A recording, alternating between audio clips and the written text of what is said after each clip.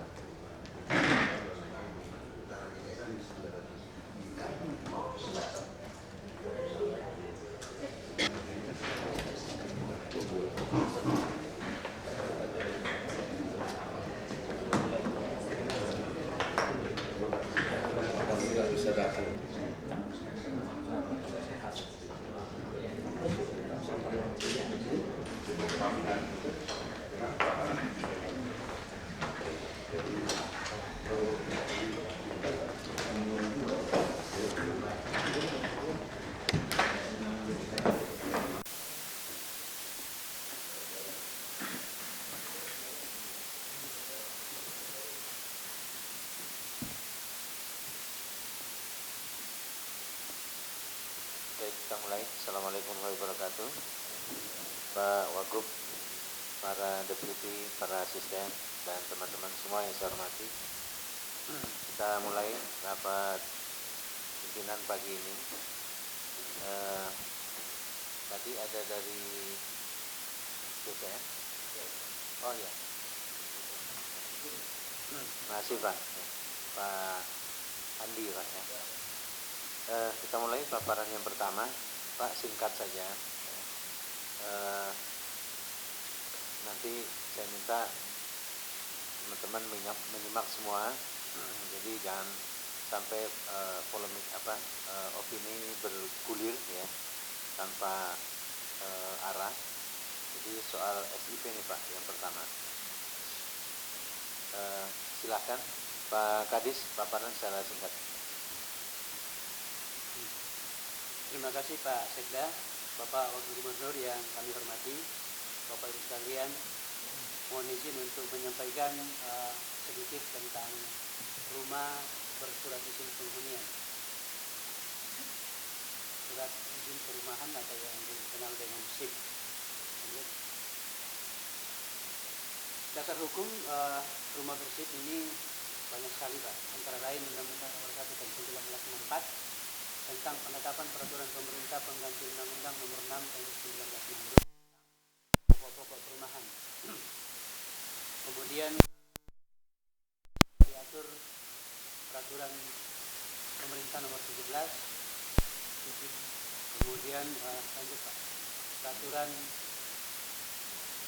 Menteri Sosial, dan ada peraturan daerah khusus Ibu Kota Jakarta Nomor 7 Tahun 1971 tentang peraturan pelengkap dan pelaksanaan peraturan perumahan untuk daerah Ibu Kota Jakarta. Lanjut saja. Ini sejarah, latar belakang atau sejarah surat bersih ini. Sebenarnya surat bersih ini dulu ditangani oleh kantor urusan perumahan yang ada di bawah Departemen Sosial. Kemudian diserahkan ke pemerintah Provinsi DKI Jakarta atau ke pemerintah daerah berdasarkan peraturan pemerintah nomor 17 tahun 1963. Nah, di dalam peraturan pemerintah nomor 17 tahun 1963 diatur di dalam pasal 5 bahwa semua perumahan yang pemakaiannya sebelum berlakunya peraturan pemerintah pengganti undang-undang tentang pokok-pokok perumahan menggunakan surat izin perumahan dari kantor urusan perumahan setempat untuk sementara waktu. Ini ada catatannya Pak, untuk sementara waktu dikuasai oleh pemerintah daerah. jadi diserahkan kepada pemerintah provinsi. Kemudian poin yang kedua, kepala daerah dapat melanjutkan pemakaian perumahan yang dikuasainya tersebut pada ayat 1 dengan surat izin perumahan sampai dianggap tidak diperlukan lagi. Dan memang kita harapkan bahwa surat izin ini pada suatu saat ini akan tidak ada lagi. Kemudian kita lanjut di Perda DKI Jakarta nomor 7 tahun 1971 tentang peraturan pelengkap dan pelaksanaan peraturan perumahan untuk daerah khusus ibu kota Jakarta. Di dalam pasal 7 ini diatur pemakaian, penempatan atau penggunaan perumahan yang masih dikuasai gubernur kepala daerah ditentukan dan ditetapkan oleh kepala dinas perumahan. Jadi ada pendelegasian kewenangan. Kemudian yang kedua, pemakaian, penempatan atau penggunaan perumahan yang masih dikuasai gubernur kepala daerah adalah sah. Jadi SIP-nya sah apabila telah mendapat surat izin perumahan dari kepala dinas perumahan. Jadi seperti yang saya laporkan kepada Bapak Wakil Gubernur pada Rapim tanggal 14 bahwa di DKI Jakarta masih ada 1.281 rumah bersih. Ini memang pengaturannya sesuai dengan pasal 23 dilakukan oleh Dinas Perumahan, ada kewenangan. Kemudian kita langsung saja di tabel di depannya lagi. Di depan. Ya. Jadi berdasarkan data rumah bersih pada Dinas Perumahan dan Gedung, nah ini perlu kami sampaikan Pak bahwa data ini adalah data yang murni diserahkan kepada Pemda DKI Jakarta dari kantor urusan perumahan yang sebelumnya di bawah Dinas Kementerian Sosial diserahkan diserahkan ke DKI. Dulu jumlahnya tidak 1.281, sudah ada yang berkurang karena pemiliknya sudah sebagian datang kembali dan mengambil. Jadi sampai hari ini SIP yang masih diatur oleh Dinas Perumahan DKI Jakarta itu masih ada 1.281 rumah, terdiri dari lokasi Jakarta Pusat 421 rumah, Jakarta Timur 147 rumah, Jakarta Barat 431 rumah, Jakarta Selatan 282 rumah. Jadi totalnya 1.281 rumah. Data ini juga sudah pernah saya serahkan dalam bentuk nota dinas ke Bapak Gubernur. Kemudian langsung ke tabelnya Pak. Nah, di Provinsi DKI Jakarta ini kepemilikan dari 1.281 rumah Pak. Ini kepemilikannya ada 9 macam. Pertama, P3MB.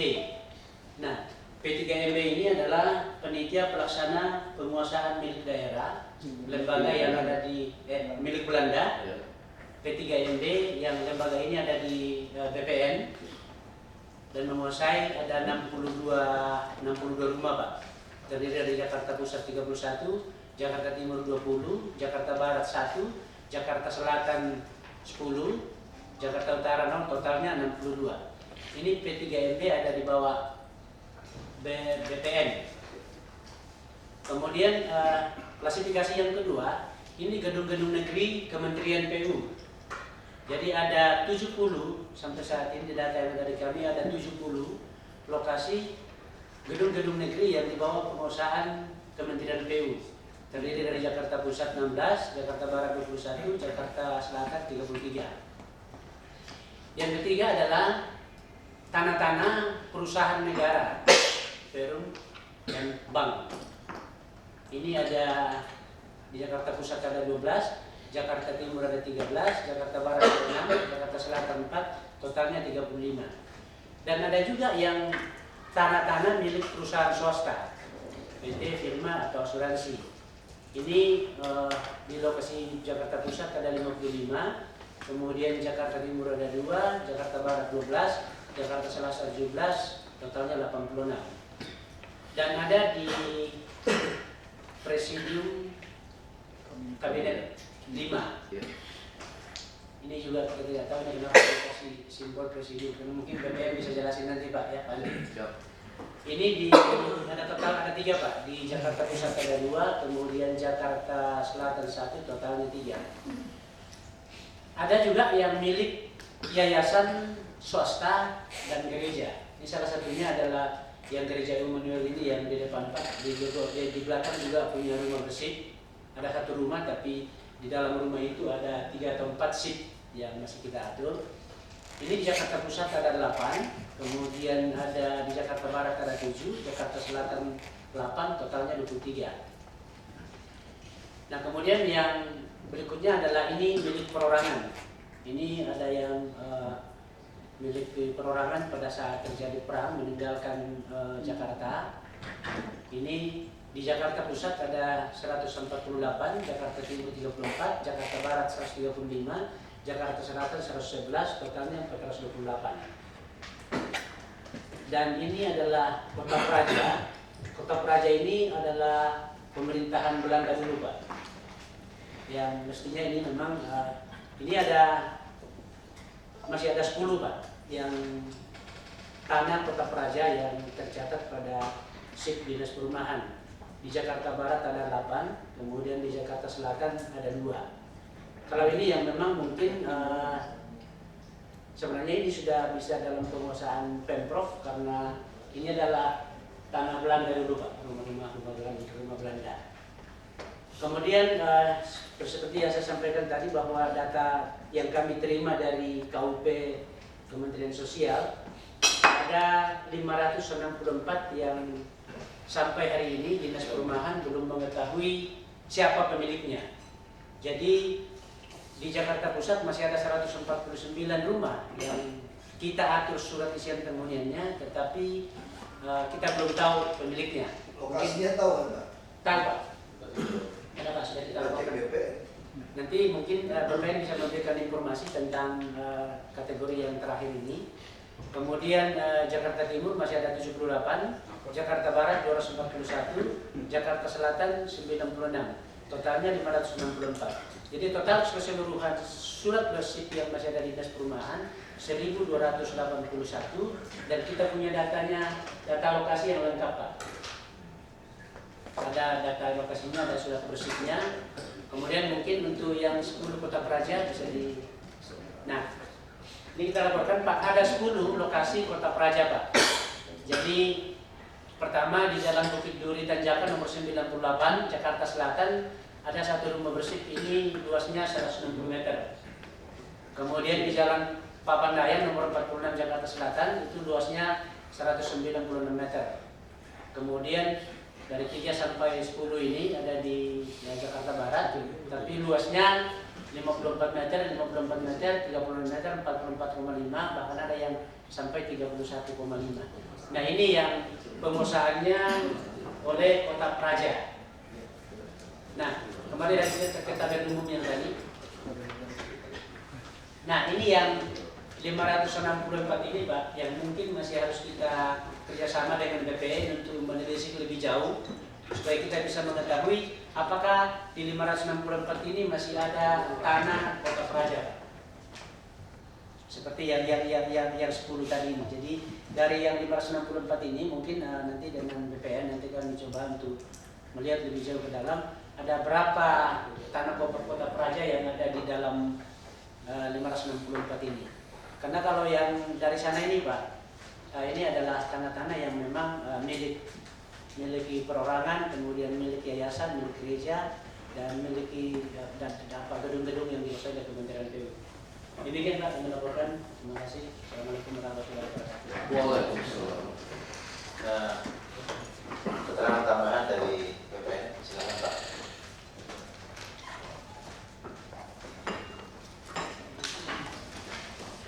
Bismillahirrahmanirrahim. Assalamualaikum warahmatullahi wabarakatuh.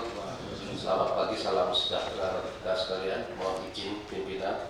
Pertama-tama saya sampaikan bahwa Pak rekan beliau kami Pak Zulkarnain yang menggantikan Pak Jamaluddin tidak bisa hadir karena ada petugas mendadak. Kemudian menugaskan saya Andi Tendrisau sebagai Kepala Bidang Hak Atas Tanah dan Pendaftaran Tanah. Terkait dengan tanah-tanah atau rumah peninggalan Belanda yang kaitannya dengan Badan Tatanan Nasional, ada 2 dua pengaturan yang terkait dengan itu. Yang pertama adalah Undang-Undang Nomor 3 PRP tahun 1960 tentang penguasaan benda-benda tetap milik perorangan warga negara Belanda. Kemudian ditindaklanjuti dengan Peraturan Pemerintah Nomor 223 tahun 61 tentang pedoman pelaksanaan pasal 4 dan pasal 5 terkait dengan tata tanah bekas warga negara Belanda perorangan.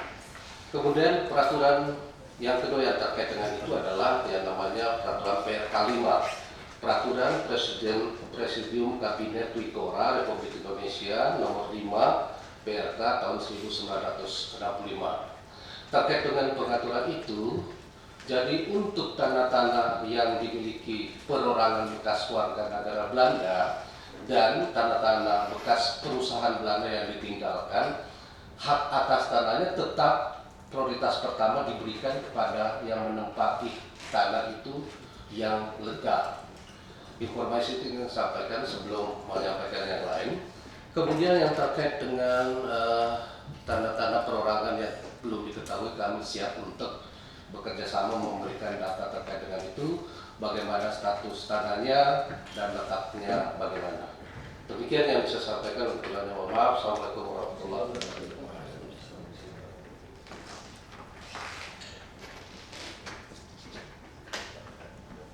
Bu Yayu, pandangannya gimana? Saya cuma ingin menyelesaikan masalah ini. Maksud saya kenapa kalau memang masih terdia, kenapa mesti lewat kita lagi prosesnya dan pemilunya? Kalau aturannya begitu ya udah mesti jelas. Mohon izin Pak. Jadi memang seperti ini Pak. Jadi yang perlu terjelaskan justru yang 564 mungkin ada di situ tanah tetap saja. Karena kita yang terdaftar hanya 10 Pak. Yang di perumahan itu yang harus diperjelas. Kalau yang lainnya sudah jelas, miliknya P3RB, miliknya gedung negeri, ada presidium, ada perusahaan swasta dan lain-lain. Jadi yang 564 itu. Maksudnya secara hukum, kalau begitu yang lain sudah nggak butuh SIP kita lagi dong Pak? Tetap harus Pak, karena 2 tahun itu ada aturannya Pak. 2 tahun harus diperpanjang. Walaupun dia tidak memperpanjang, bisa dimintakan hak ke BPN. Siapa yang minta? Mereka yang minta? Masing-masing, misalnya perorangan boleh, atau perusahaan boleh diajukan kepada BPN. Nah sekarang kita mau menghindari orang yang tinggal pun dia udah sewa-sewa, ada yang ngaku dia pernah tinggal di situ. Apa kita mau lepaskan bebas dia, rezeki mereka lah kasarnya gitu. Begitu kan dari BPN kan? Iya. Status hukumnya. Nah status hukumnya gimana? Izin pimpinan. Jadi salah satu persyaratan untuk bisa tidaknya dimohon hak atas tanah peninggalan Belanda itu adalah bahwa yang menguasai tanah itu secara sah. Ini ditunjukkan dengan adanya SIPT itu Pak. Kalau tidak ada itu kita juga tidak memberikan. Nah sekarang pertanyaan kita secara hukum, kita memperkaya orang lain ini. Misalnya sekarang saya tinggal di rumah ini, misalnya saya tinggal di rumah seperti ini. Itu yang jadi bahan berantem kan sekarang yang terjadi kan. Itu yang kenapa perumahan digugat. Karena saya menang di pengadilan atau saya menang di DPR karena orang perumahan kasih saya pribadi. Nah, sedangkan Pak Sekda juga berebut tinggal di sini nih. Perumahan nggak mau kasih. Nah, maksudnya kenapa rapat di sini? Bagaimana putuskan yang adil supaya kita tidak dituntut. Ya rezeki orang sih, rezeki orang lah, ngapain kita mesti ribut gitu. Yang jadi masalah saya sama Pak Sekda berantem di rumah yang sama itu sekarang. Dan saya bisa menang tergantung SIP. Kalau kayak begini kan ada peluang korupsi Pak. Ini rumah mahal-mahal nih Pak. Saya bisa paham nih sama oknum-oknum siapapun kita nggak tahu. Misalnya Pak Jodoh nggak jujur nih. Kalau di pengadilan Bapak kasih saja ke saya. Nanti udah saya dapat, jadi kan saya jual, kita bagi. Pengacara juga begitu sekarang. Saya bantu Anda urus ini. Nah, masuk rapi itu kita masih putuskan. Apakah ini bisa DKI dapat bagian atau tidak? Tapi jangan libatkan kita lagi sebetulnya. Biar selesai. Dan orang-orang itu juga tergantung-gantung kan, tergantung-gantung yang ngerti yang main nih. Yang ngerti. Begitu langsung dengan keluarga SIP, dia udah punya sertifikat, udah jual, udah bayar ini jual itu Pak. Tanah-tanah peninggalan Belanda ini Pak. Kalau mereka cuma dapat pampasan aja sudah numpang tinggal di situ, di Menteng, kebayoran baru, tiba-tiba jadi punya dia. Nah, karena ada pengaturan ini yang tidak itu. Harusnya kan waktu pampasan perang harus jadi milik negara itu tanah. Kalau sewa ya sewa saja. Sekarang tiba-tiba enggak. Itu yang berarti secara peraturan PP-nya penghilangan ini. Ya memang udah ngarahnya memang pengen didapat semua, membagi-bagi. Ya, yang bupati udah pengen bagi-bagi nih sebetulnya. Arah PP-nya begitu kan. Saya nggak parti udah sewain, dia nggak mau pergi, jadi berantem sekarang. Kan ada yang nyewain Pak, pavilionnya disewain segala macam. Dia nggak mau pergi-pergi, yang ngerti nggak mau pergi nih. Pengajar kalian mah, nanti berantem nih. Berantem kita dilibatkan. Dipanggil-panggil kita Pak. Saksi jadi apa? Maksud saya bisa nggak kita selesaikan? Ini dilepas aja atau gimana? Atau pindah kita atau dilepas supaya nggak libatkan kita lagi? Dasar hukumnya gimana Bu?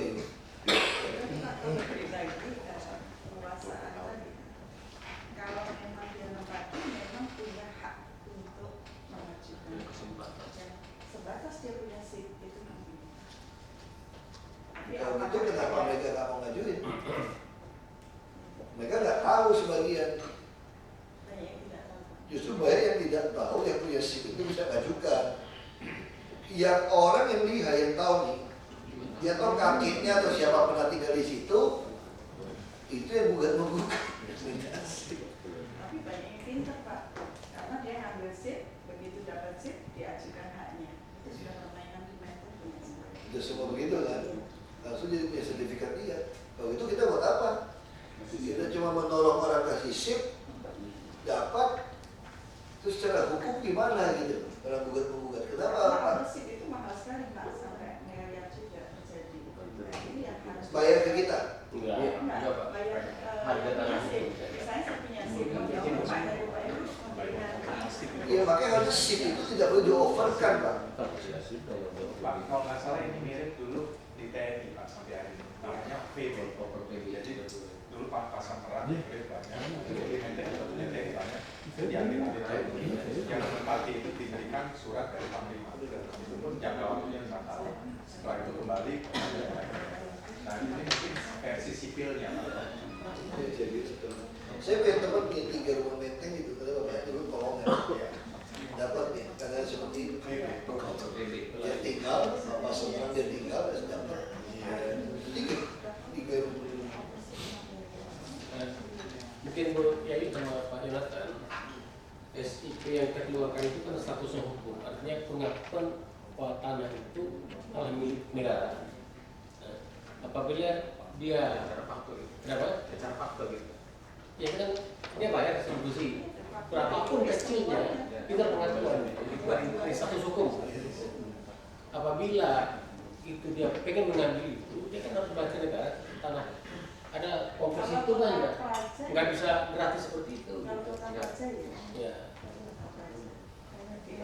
Tapi milik swasta perhotelan kita nggak bisa ngatur terus. Ya tapi kan SIP dari kita. Hanya SIP-nya. Ya tapi kan itu status hukum. Nah di sini yang bisa digali bagaimana potensi ini tidak gratisan aja ke sana gitu. Karena itu pasti milik negara. Tanpa IP kita dia nggak bisa berproses jadi sertifikat. Nah itu dia harus kembali hitungannya kembali ke negara. Ya, Pak, masalahnya begitu Pak. Sebetulnya logika kalau kita nggak berikan kepada dia, Dia nggak apa? gitu ya, dia udah turun temurun sudah hilang, nggak mau tinggal di situ lagi. Ini harusnya menjadi milik kita sebetulnya. Tapi masalahnya kita juga nggak ada kekuatan menahan dia nyewain ke orang lain lagi Bu. Yang terjadi dia nyewain lagi ke orang lain dari surat yang lama. Nah ini awal berantem, sekarang tinggal kita rela atau tidak rela aja. Kalau memang ada dasar hukumnya, lebih baik kita buat peraturan yang jelas. Kasih aja udah rezeki dia lah udah. Yang tinggal terakhir, Dengan SIP. ya. Seperti itu. Terus kasih itu dasarnya apa? Mutu juga gak ada. Ada restitusi. Kecil sekali itu. Tapi itu jadi dasar untuk sertifikat. Makanya ini jadi persoalan dinas perumahan dituntut kepada Kepala dinas bisa dapat duit kalau nggak jujur. Ini kan kong kali kong dengan BPN kuasai tanah mahal ini Pak. Waduh. Iya kan? Menteng, Kebayoran masih ada spesial. Pengacara spesialis mainkan ini. Berarti kita nggak bisa menguasai Bu. Sebenarnya status bukan miliknya Kota Banjar kita tidak ada kewenangan. Tapi kalau di Kota Banjar kita mau apapun bisa. Tapi SIP itu kan berdasar itu Pak.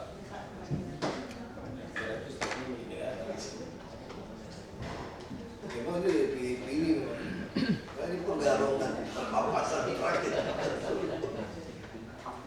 Buat peraturan ini tinggal aja. Ya udah, putusannya apa jadi kita? SIP kita gimana Pak? Supaya jelas. Pak Lasro ada komentar nggak? Ya Pak, izin Pak, ini kan alas hukumnya sejarahnya Pak. Jadi ini kan ada pepasan perang, ada karena ditinggalkan terlantar begitu Pak.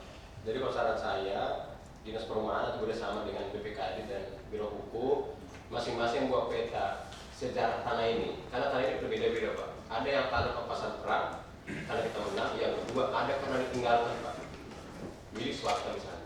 Jadi dipetakan atau ada tidak bertuan, gitu Pak. Kalau nggak salah 3 ya.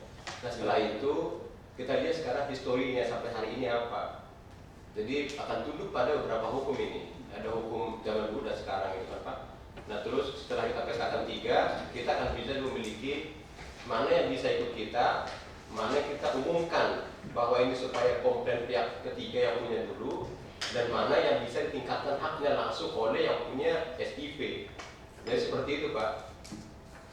Jadi tidak bisa.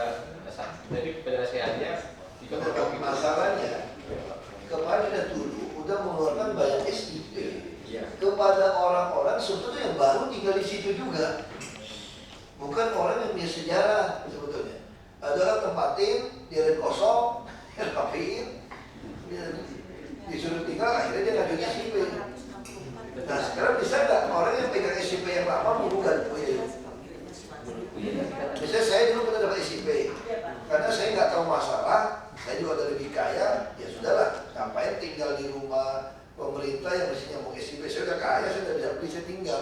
Ini saya kasih kepada orang lain yang nggak jelas, dia tinggal ya. Nah kalau dia untuk pakai itu, harusnya baru-baru ini sudah nggak boleh dapat SIP. Nah sekarang tergantung kita aja. Kalau kita putuskan, yang sudah dapat SIP dari kemarin, secara hukum Bu ya, kan sekarang semuanya sudah pernah kita keluarkan SIP ini Pak Jonathan. Semua sudah pernah nih. Nah kalau semua sudah pernah, kita buat satu keputusan misalnya, nyalain hukum nggak, pakai hukum kasih tahu lagi. Kita buat keputusan saja, yang sudah punya SIP kita umumkan aja, mereka nanti direkam. Direkam nggak bisa main kita nih. Yang sudah punya SIP yang per hari ini sudah dia pegang, silakan ngajukan ke BPN. Mau dijual mau apa tuh rezeki dia lah, door price dia lah. Iya kan, dia naik status kan, dia mau jual terus kalau dia ada sengketa, misalnya dari Belanda datang lagi tuh, saya punya sertifikat tuh, banyak tuh kasus itu Pak. Dia pergi ke Belanda, dia daftar, itu urusan di pengadilan BPN bisa menolak. Kan BPN juga data dulu kan nggak sebagus sekarang Pak. Jadi kalau bisa keluarkan yang lama, nah dia gugat-menggugat saja. Nah asal kita juga pasti digugat juga, kita dipetewkan dia mengeluarkan SIP. Nah maksud saya kan kalau keluar SIP baru sekarang Pak, kita bisa kena. Tapi yang sudah terlanjur kemarin keluar, ya sudah. Berarti ini jelas, jangan bilang ada aset kita lagi. Nanti diperiksa dari BPK, seolah-olah gara-gara dia nggak ngerti sejarah ini, Pak. BPK menganggap seolah-olah kita, bayangin ya, 1.281 aset kita sewain murah-murah, lalu orang ngajuin sertifikat ke BPN, dapat sertifikat terus kita kehilangan aset Pak. Itu yang Kan kesannya kan itu, itu yang bahaya buat kita. Padahal kalau dilakukan penghilangan aset yang salah mah PP-nya yang sengaja mau hilangin kok. Harusnya dari awal kasih kepada kita jelas. Bisa nggak seperti itu ya? Sudah. Ini Pak, harus dibedakan kalau yang tidak jelas status hukumnya misalnya tadi perusahaan Punya orang. Tapi yang 564 ini yang harus kita Enggak, maksud saya ini Bu, yang swasta segala Iya. macam, SIP. yang udah punya surat, Bisa. walaupun dia dapatin orang lain, kita harus membantu yang punya mengusir yang tinggal di situ. Kita harus berani. Tugas kita kan mengadministrasi keadilan sosial pemerintah itu. Jadi misalnya Pak Sekda dulu punya rumah, dia zaman kakeknya tadi didudukin dari orang yang nyewa karena pernah ditinggal ke Belanda, nggak mau pergi-pergi nih. Padahal SIP-nya masih dipegang oleh Pak Sekda, dan dia punya surat. Nah, mungkin kita Pemkot harus berani dalam urusan hukum membantu si pemilik rumah ini mengusir yang tinggal. Tapi kalau tidak bertuan, dia tidak dapat SIP, rezeki dia lah udah. Dia yang ngajuin ke BPR, dia mau jual ke siapa, dia mau dimodalin. Ini namanya apa? Lotre ya. Negara maju itu selalu membuat judi apa, beli kupon lotre. Orang Singapura itu akan apa? Bapak Ibu, dia bilang begini, saya kerja gaji begitu sampai mati pun nggak mungkin kaya lagi gitu. Siapa tahu didapat. Dengan ada lotre seperti itu, sumbangan sosial berhadiah membuat dia jadi berubah nasib. Kan tujuan kita membuat rakyat berubah nasib kan. Nggak satu berubah nasib. Ini versi lotre baru. Ya kalau dinas perumahan masih adil aja Pak. Yang digugat BPN juga bantu mereka kasih. Jadi catatan kita memang nggak ada aset kita kan? Nggak ada. 10 aja. 10 kita ambil aja lah, bikin taman nih, bikin lapangan olahraga. Ini ada Itu buat apa? Siapa yang tipe enggak? Dikit-dikit tetap aja. Ini ada 10 Pak, tapi di dalam 564 ini nanti dalam ke depan ini akan kami kerjasama. Kota Praja kan ada aturan juga. Kalau dia ngajukan kepada kita, mau dia beli, kita bisa lepas kan? Dan harus membayar. Bayar kita kan? Ya sudah, sampaikan mereka suruh bayar aja. Ini nggak perlu dijadi DPRD kok. Terus. Jadi jangan sampai ada aset yang menggantung SIP lagi, kita beresin aja. Jadi yang tinggal di Sepuh itu suruh dia ajukan kepada kita bayar aja, suruh dia bikin sertifikat. Enggak, ini lebih adil ini. Ya, suruh mereka aja ajuin, dia beli. Ya kasus yang banyak muncul Pak Ketua itu pemegang SIP kemudian menyewakan ke orang lain. Lama-lama orang lain yang menyewa ini nggak keluar. Ini hampir semua kasus yang kita. Nah, nanti gampang Pak. Itu pengalaman persis seperti nenek saya di Mangga Besar. Mangga Besar kereta api itu. Iya, iya. Dia kuat tangan dulu kan. Dia sewain di Mangga Besar sebenarnya Mangga Besar itu. Murah-murah sewanya. 10.000 apa 5.000 sebulan. Nah ini gimana waktu mau jual nih? Bagi sama yang sama yang tinggal. Ya udah rezeki dia lah udah. Sama-sama dapat. Mangga Besar tuh. Terus saya punya nenek di Mangga Besar banyak situ. Sewain dia gitu. 5.000, 10.000 sebulan gigit jari aja ngeliat itu. Takut. Ya udah gitu aja. Ya nanti Praja tinggal 564 kita minta bantu BPN. Pak Sekda bentuk tim aset untuk kita tinjau. Ya prinsip kami sekarang sederhana. Putusan rapat hari ini kita tidak ingin dan ada PP tidak bisa juga mengambil ini semua menjadi aset Pemda DKI. Persoalannya sekarang bagaimana harta begitu banyak 1281 ini bisa jatuh ke tangan yang lebih berhak. Kita nggak ada berhak lagi. Yang orang berhak, yang lebih berhak itu rezeki dia lah, lotrenya mereka lah. Jadi selesai masalah ini. Ya cukup. Nggak melanggar hukum kan? Ini kan?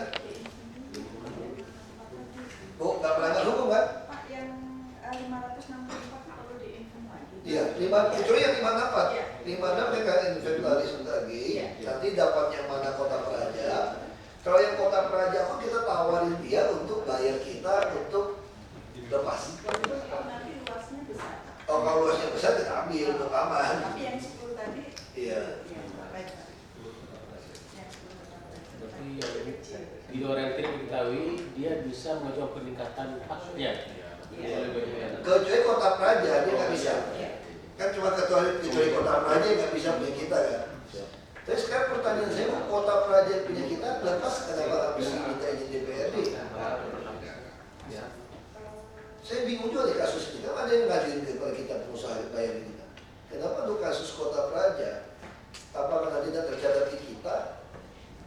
tidak perlu minta izin DPRD lepas aset. Ada juga Pak, kalau yang ini ada yang bersih, ada lagi yang pihak swasta itu membebaskan dari miliknya mungkin.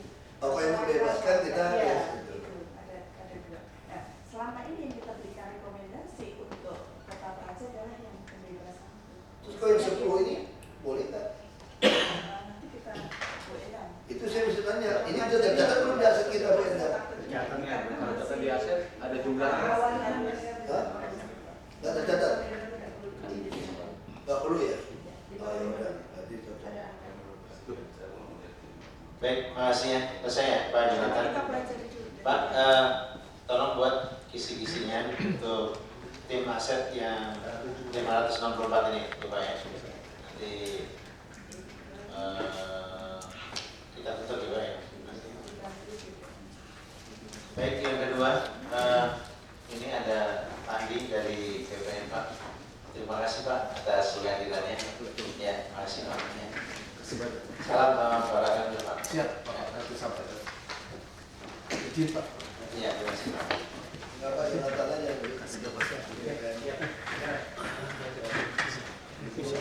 Baik, yang berikutnya ini paparan singkat dari Kepala Dinas Kominfo-Mas terkait dengan penyelenggaraan antena mikrosel, makro dan mikro. Silakan Pak.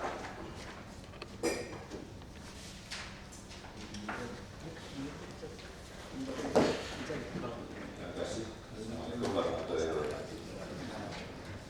Saya hormati Pak Wagub, Pak Sekda, para DPT, para asisten dan para SKPD. Kami akan menyampaikan beberapa bagian dari Pergub 14 tahun 2014 tentang penyelenggaraan menara telekomunikasi di wilayah DKI Jakarta.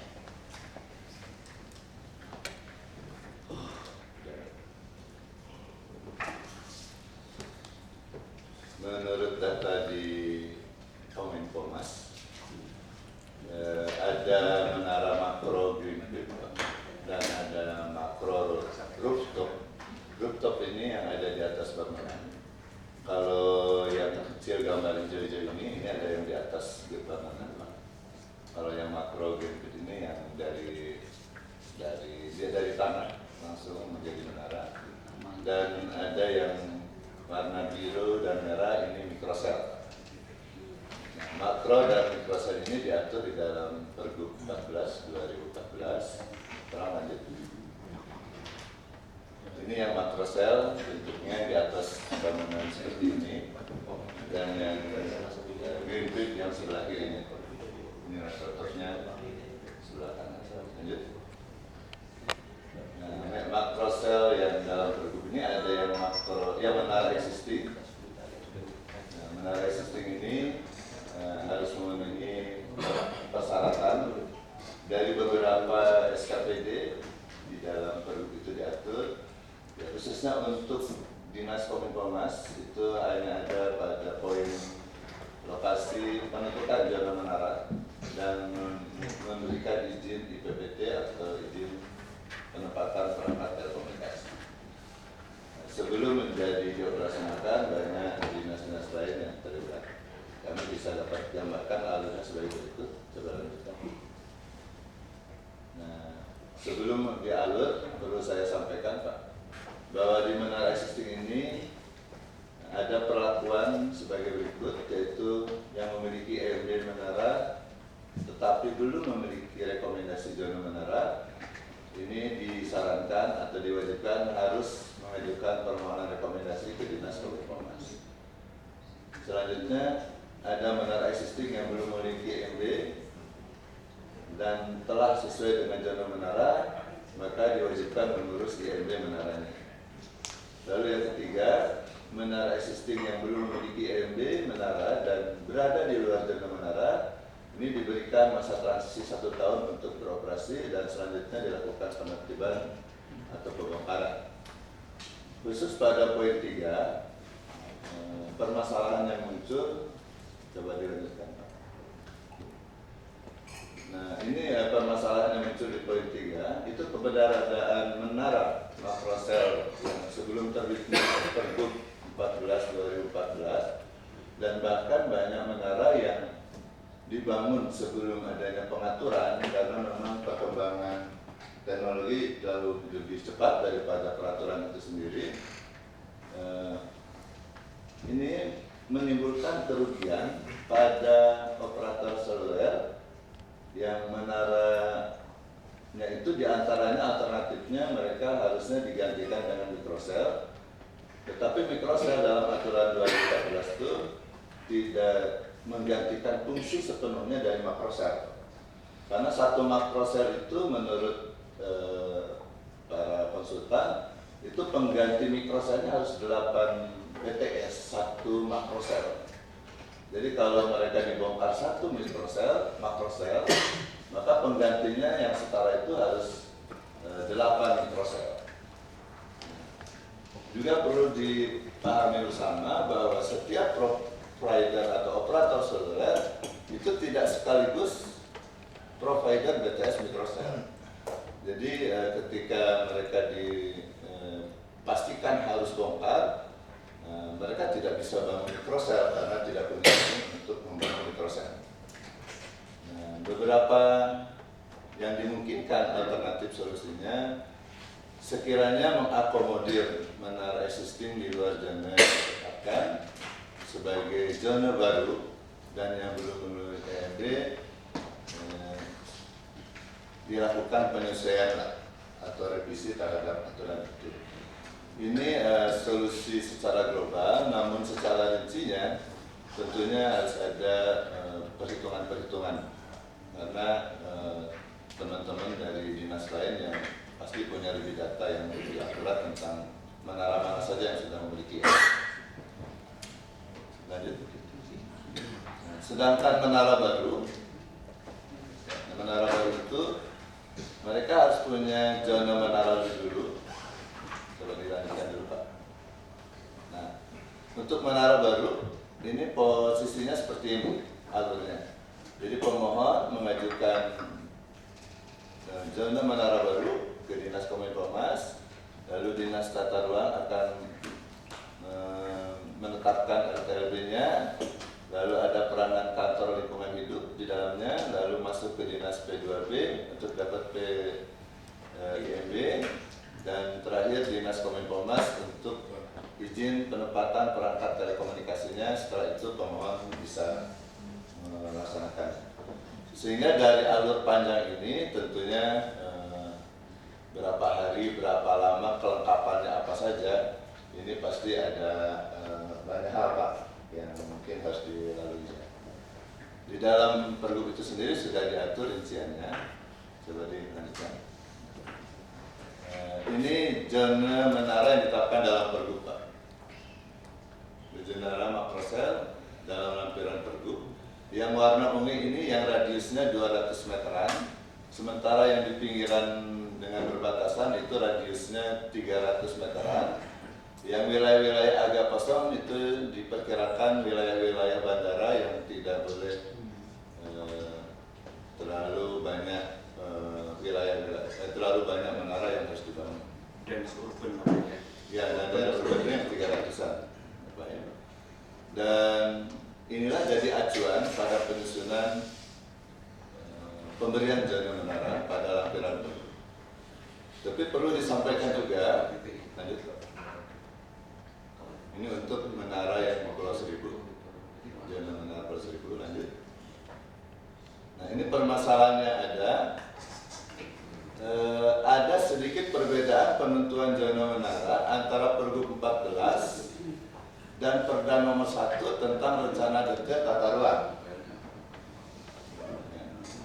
Di dalam Pergub, pendekatannya kepada kebutuhan layanan telekomunikasi, sementara pada Perda itu ada zona-zona yang tidak sama dengan zona yang ditetapkan di dalam wilayah yang ada di dalam Pergub 14/2014. Nah, Kadis bisa dipersingkat nggak?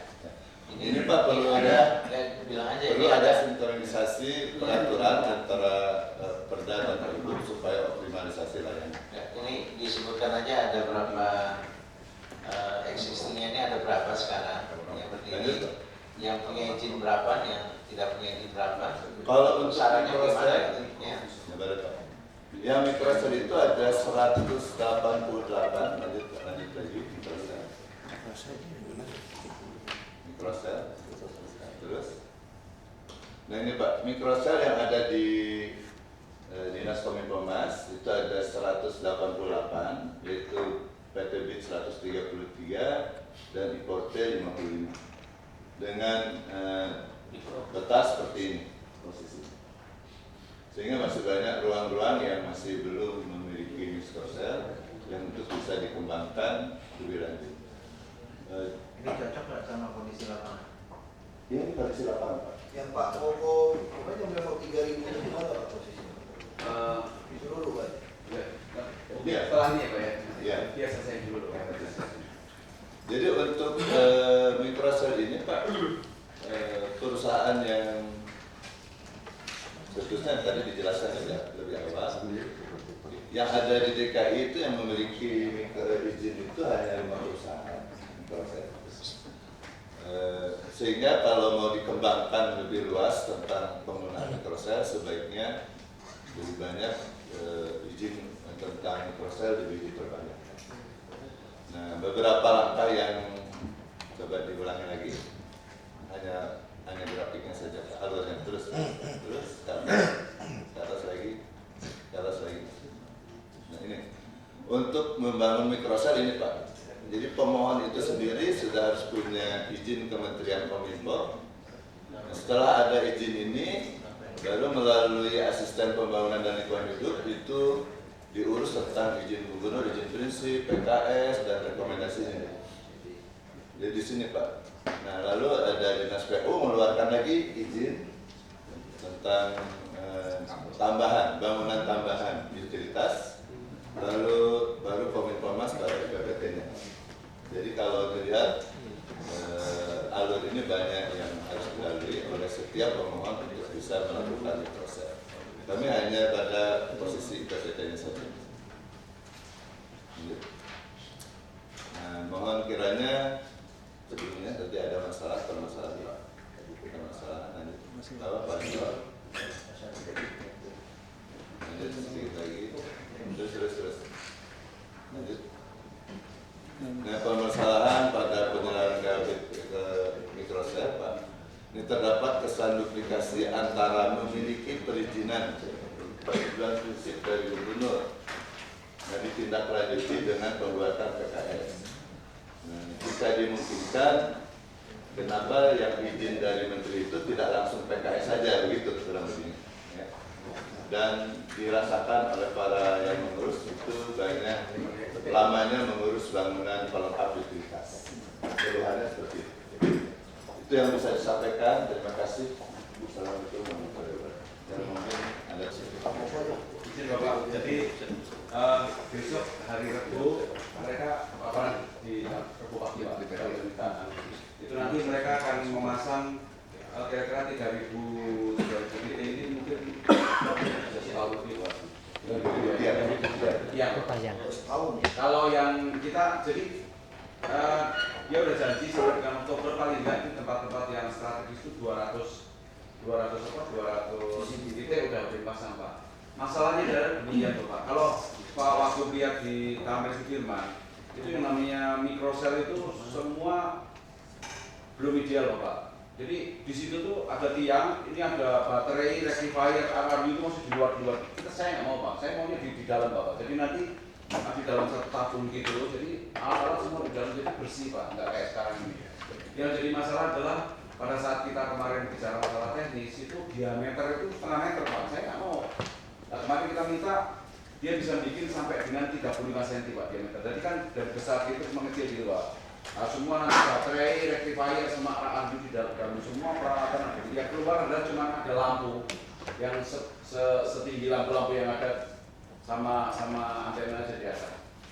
Nah, Ini tentunya memang Pak, kita sekarang saya minta mereka sekarang Pak, dan pesen dan mungkin nanti bulan depan sudah dipasang.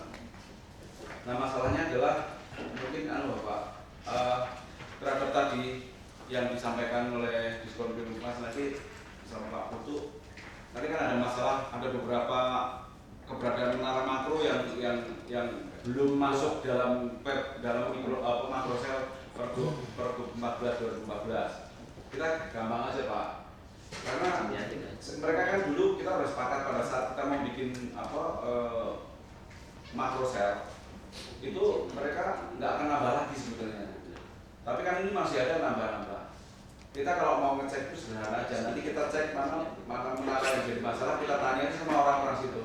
Ini menara ini udah dipasang kapan nih? Kalau misalnya setelah 2014 berarti itu mesti tepat. Tapi kalau sebelum ya mungkin itu dulu tidak tertata, kira-kira begitu.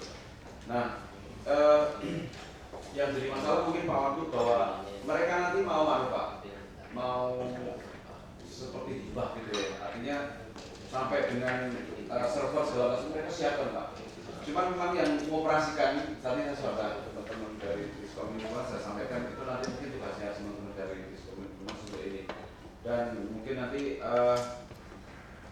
yang jadi masalah adalah pada saat kita mau memasang itu Pak, 3.000 unit itu mungkin yang 200 itu juga problemnya kadang-kadang masalahnya adalah di BPKD, di di pertambangan energi, karena nanti ada di tiang-tiang listrik Pak.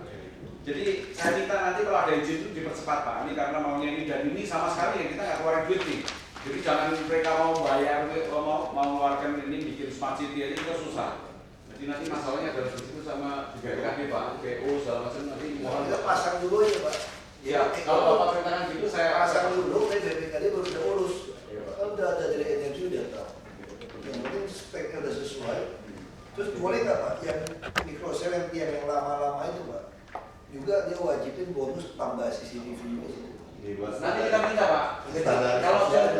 Kalau sudah ada, jadi semua sama ya Bapak, sama. Ya kan? Karena dari polisi, TNI terus sudah minta. Ya Pak.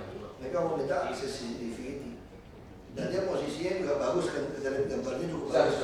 Resolusi saya nggak mau yang made in China Pak. Saya mau paling canggih berapa nih yang kamu pasang itu. Ya, bisa kelihatan kan? Bisa. Nah karena TNI semua ada, mereka nggak mau habisin waktu sama biaya patroli terus. Ya polisi tentara dia taruh motor-motor dia juga tunggu aja lihat CCTV. Lebih dari setahun Pak kalau 3 ribu.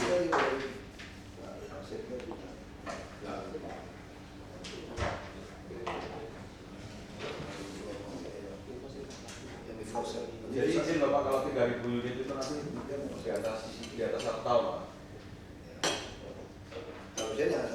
Harusnya kalau dia rame-rame bisa di 2 tahun. Enggak, jadi gini Bapak. Ini kan baru satu provider mitra sel. Mitra tel. Nanti yang lain-lain kita minta juga. Kalau yang udah dipasang itu kita minta juga CCTV. Ya minimal tahun depan Jakarta udah full CCTV. Ya. Tahun ini sudah ada juga. Terus Monas dia bisa bantu perbaiki Pak? Bisa Pak. Kalau mau pasang. Monas kan dia udah tuliskan ada speaker yang public speaker bisa juga kita masukin Pak. Nanti dalam sisi aplikasi ya Pak, untuk misalnya kayak transportasi kalau dia kan tahu Pak. Mereka dalam nanti bis yang lewat berapa kendaraan kelas menengah berapa ini. Ini mah Monas jadi balik lagi kan bisa dikontrol dari satu ruangan. Orang kemana ada speakernya segala macam. Cuman masalahnya sekarang letak servernya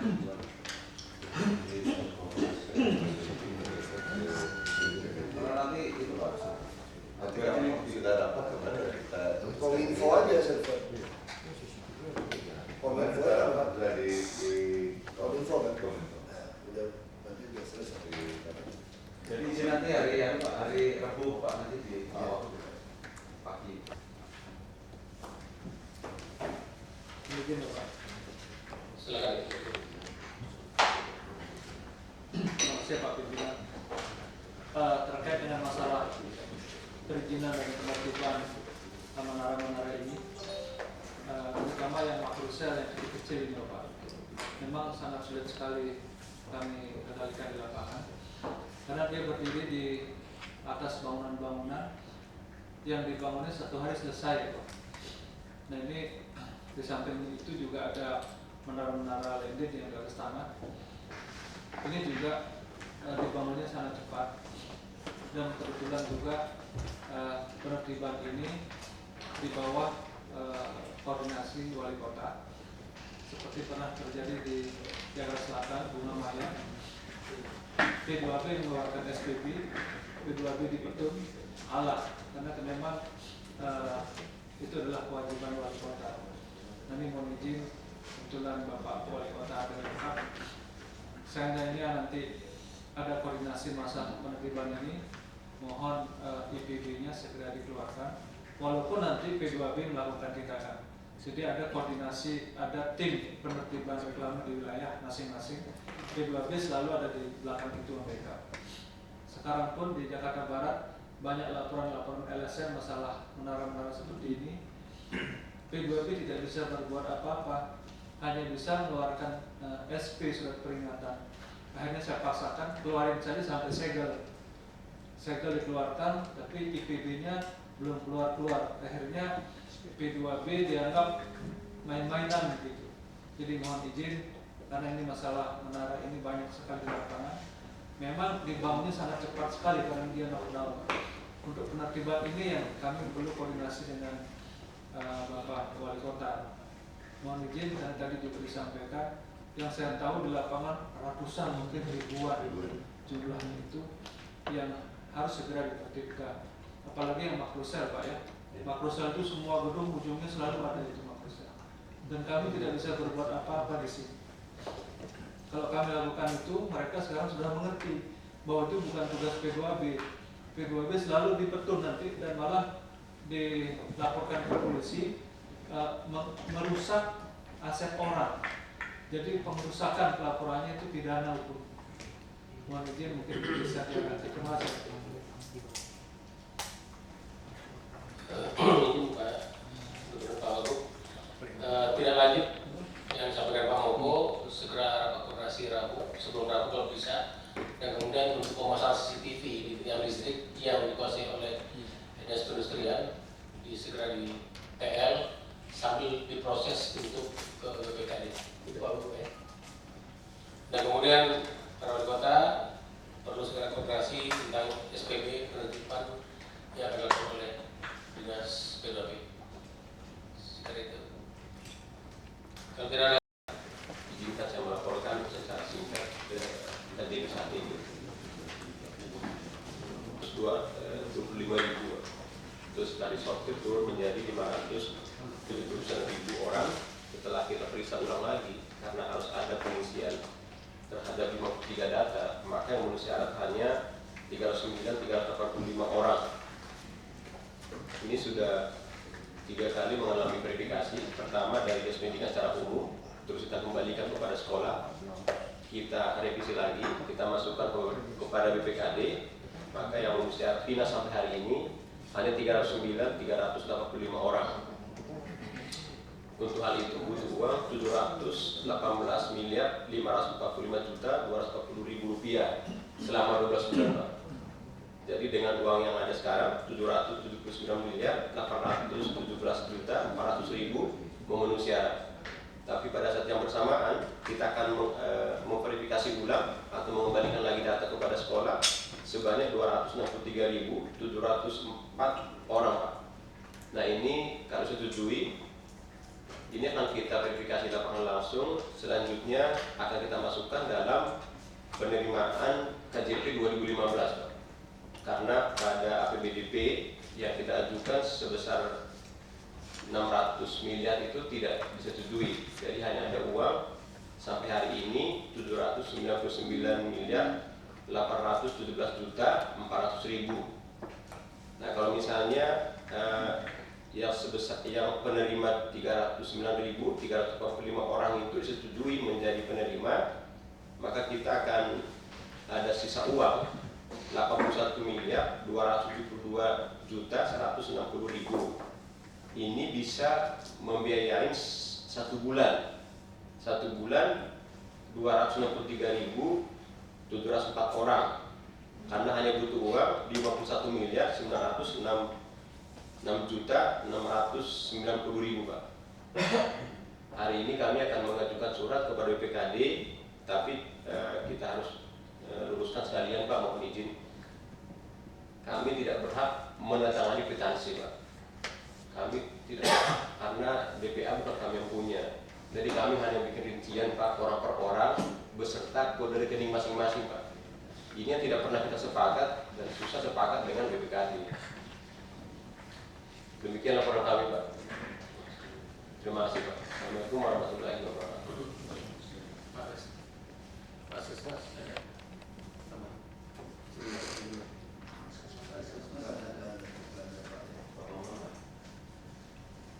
Ini yang paling Pak, yang paling penting ya. Ini minggu ini harus cair. Kita ke kampung kejar-kejar itu terus ya. Kemarin di Pluit semua orang tanya KJP-nya apa, KJP-nya apa, kapan saya. Semuanya nanya itu. Saya kira yang sudah terverifikasi ini, ada UPC sudah, ada verifikasi sudah. Terus sudah diputusin dia segera beredar Pak. Mengenai yang kurang itu masukkan ke tahun depan aja. Karena ini ditunggu betul itu. Kalau orang yang udah ngarep-ngarep betul, kasihan itu. Nah, memang memang betul-betul nggak punya, mereka nggak punya betul. Tapi yang kedua yang saya titip ini, jadi yang namanya penyimpanan dana KJP ini betul-betul harus dianalisis secara serius loh. Ya, karena ada kan yang 9.000 temuan mereka 9.000, temuan kita 37.000. Ya, ada yang duplikasi, ada yang nggak tahu ya duplikasi, atau orang yang harusnya tidak diajukan. Dan sekolah-sekolah mungkin kecil, satu sekolah hanya 2, 3, atau 4 yang tahu berapa sekolah kalau itu ada melakukan semuanya yang main-main seperti itu. Jadi banyak, kalau di persentase pun juga kecil juga, tapi kalau di uang kan juga kelihatan uang banyak di rumah. Tolong hati-hati, memang tidak di dinas, tapi di sekolah kecil-kecil yang dicoba untuk menyisip-nyisipkan itu dijumlah dengan dari seluruh sekolah menjadi banyak. Jadi apa? Ya, check-in-nya lebih, verifikasinya lebih ini, lebih betul-betul diperkuat. Dan juga saya tahu tidak mudah mencapai sekian ratus ribu data satu persatu. Kalau yang basicnya kan ada di sekolah, kalau sekolahnya mainnya ya repot juga gitu. Sekolahnya yang titip itu aja, minggu ini bisa segera diterima oleh masyarakat dan verifikasinya dengan lagi. Itu aja. Masih kalau betul ya? Izin Pak Gubernur, dan dalam rangka itu Pak, kami sudah membangun pusat perencanaan dan pengendalian pendidikan dan operasional Pak. Harapan kami memang kalau bisa bulan ini itu bisa sudah menjadi peraturan gubernur, sehingga kami tempatnya juga kami sudah siapkan, orangnya kami sudah siapkan, supaya ini bisa pihak pendidikan ini, apalagi nanti kalau beasiswa turun ke kami Pak. Nah selanjutnya perlu juga sampaikan Pak Deputi sama Kepala BPKD Pak. BPKD itu punya 3 posisi Pak, sebagai Kepala SKPD, sebagai PKD, sebagai DPD. Nah, dalam peraturan keuangan Pak Deputi, tidak ada satu orang pun yang bisa menandatangani kwitansi tanpa punya DPA. Ini prinsip dan itu berlangsung pidana Pak. Nah itu masih diperintahkan oleh kami melalui surat. Saya kira nggak betul, semua kita bersalah. Nah ini menurut saya, artinya perintah Pak Gubernur tadi, hari ini kami akan buat rincian lengkap dengan dokumen rekening dan nama. Setelah itu beliau distribusikan. Tidak saya disuruh mewakili seluruh 309 orang tadi Pak. Dan itu saya kira, nah untuk itu Pak, saran kami Pak Deputi, pergub yang tentang BOP dan seluruh yang lain hibah-hibah itu tolong diperbaiki. Kita harus mengatur, boleh ada gubernur memang punya sebagai kepala daerah bisa membuat peraturan Pak, peraturan gubernur. Tapi dalam kerangka pelaksanaan perintah peraturan-peraturan di atasnya, dalam kerangka kekosongan peraturan, dalam pelaksanaan otonomi itu aja Pak. Mohon saya dikoreksi Bu Ayu kalau salah, tapi saya kira ini. Nah ini kalau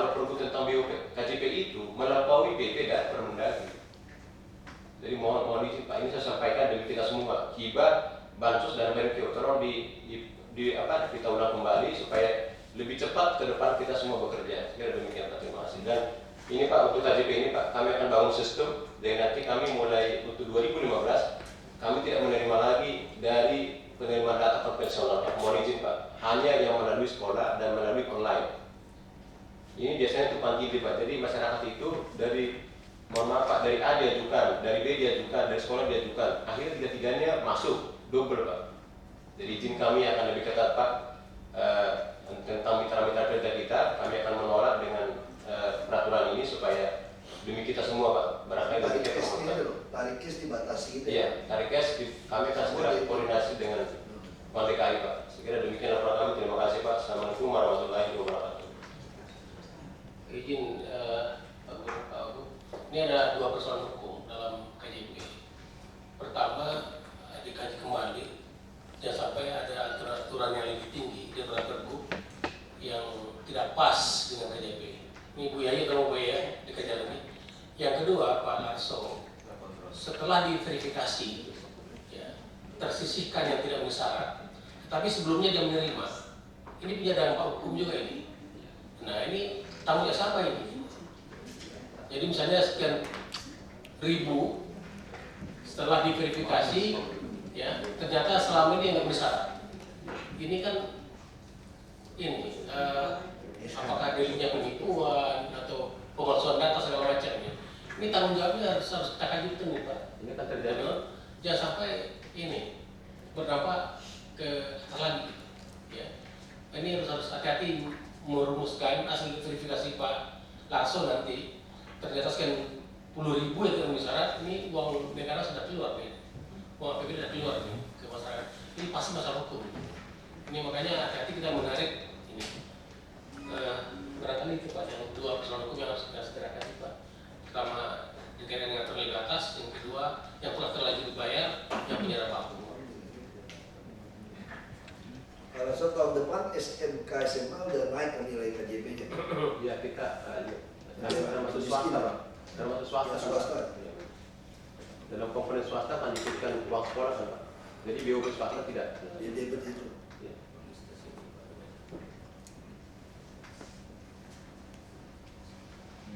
Terima kasih kalau ada.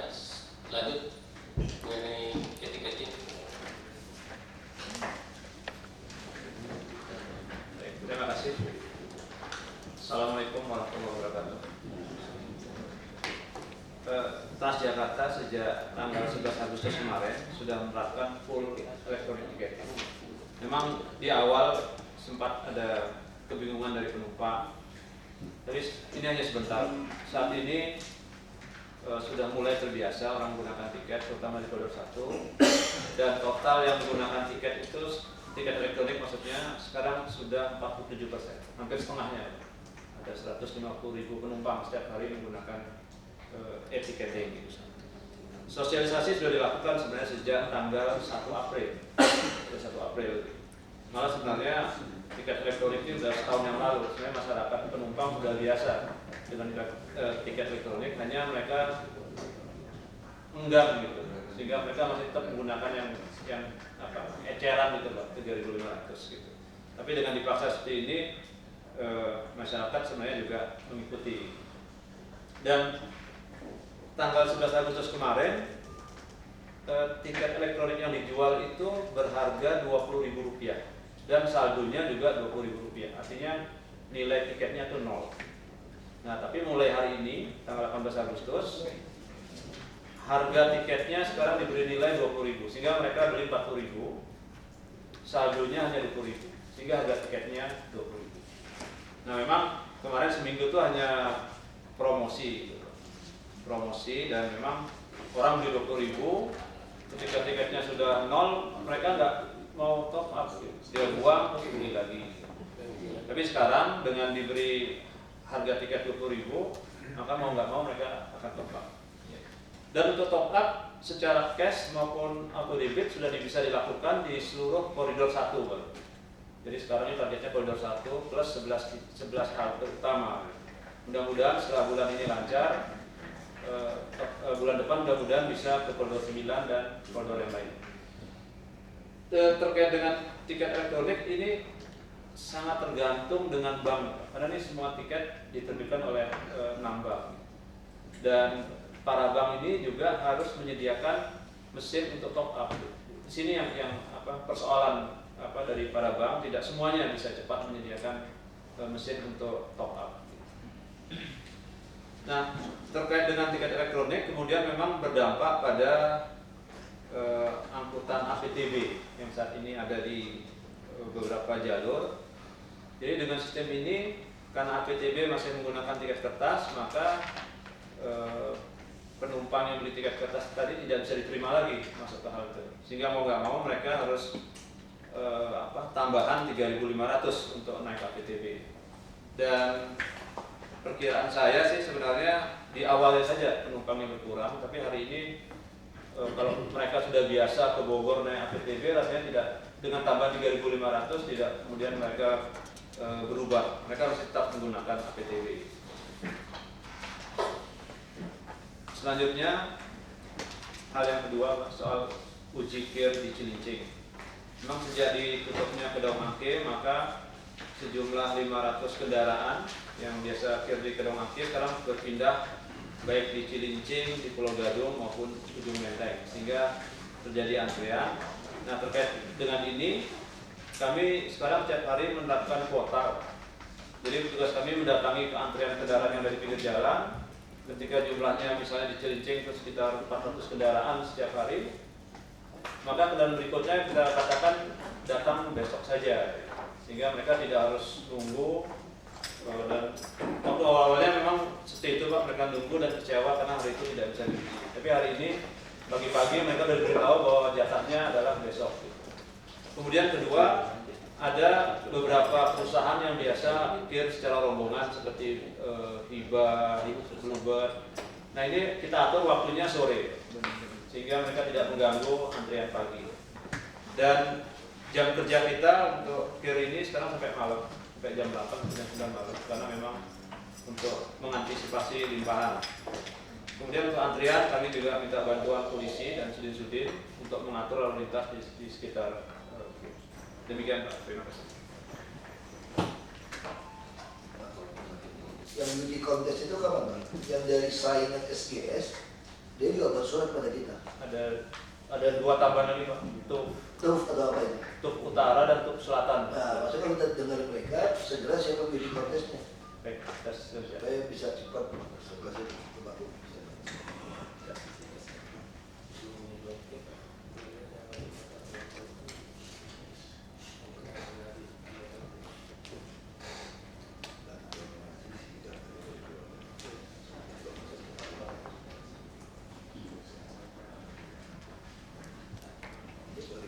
Yang barangkali untuk Jakarta Pusat, kan di media sekarang terekspos mengenai pedagang blok B yang di luar. Ya, selama ini kan kita sudah all out menjaga segala macam ya. Tapi bisa disampaikan.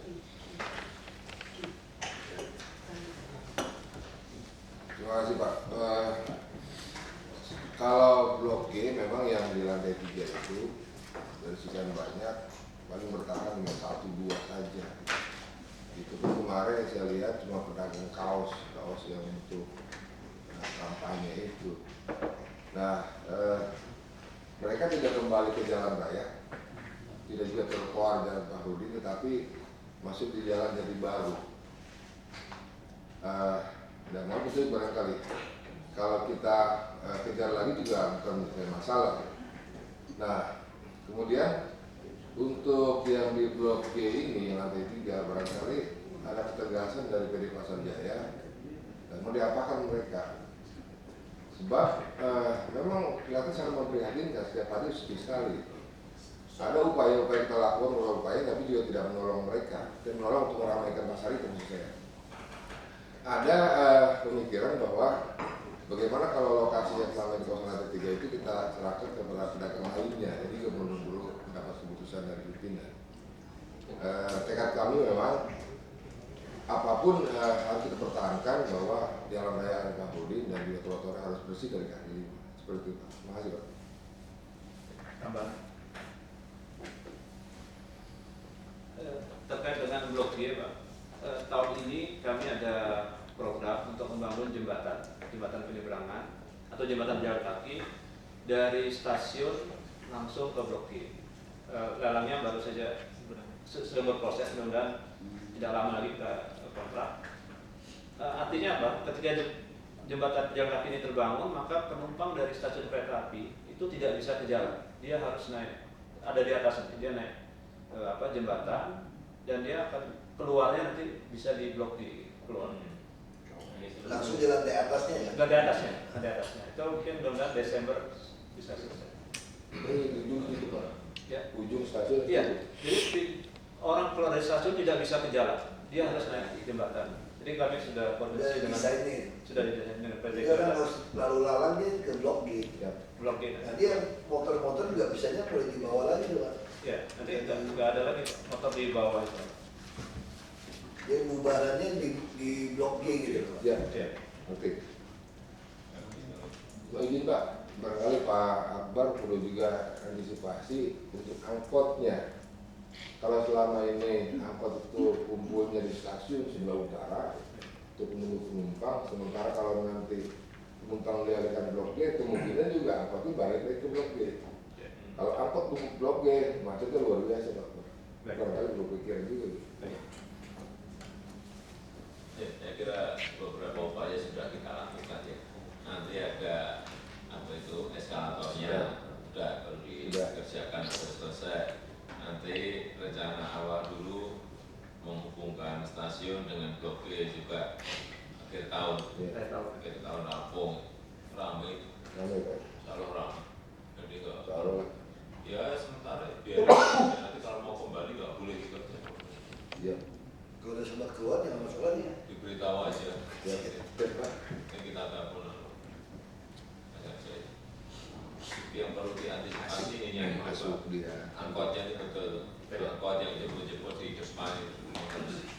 Kalau ada di situ ada disiapkan tempatnya ya lebih baik karena itu fasilitas ya, orang jangan lagi kemana kejauhan untuk cari angkot, tapi tempatnya harus disiapin di mana agar tidak memacetkan. Kita mengatur itu aja. Kalau itu di situ di depan Blok itu ada angkot, menurut saya lebih baik asal bisa mengaturnya karena itu fasilitas agar tidak terlalu jauh jalan kakinya. Ramai kalau itu 2 eskalator plus sambungan dari stasiun itu udah terkoneksi, saya kira tidak ada masalah. Hanya memang butuh waktu ya untuk merapikan tinggal. Terima kasih.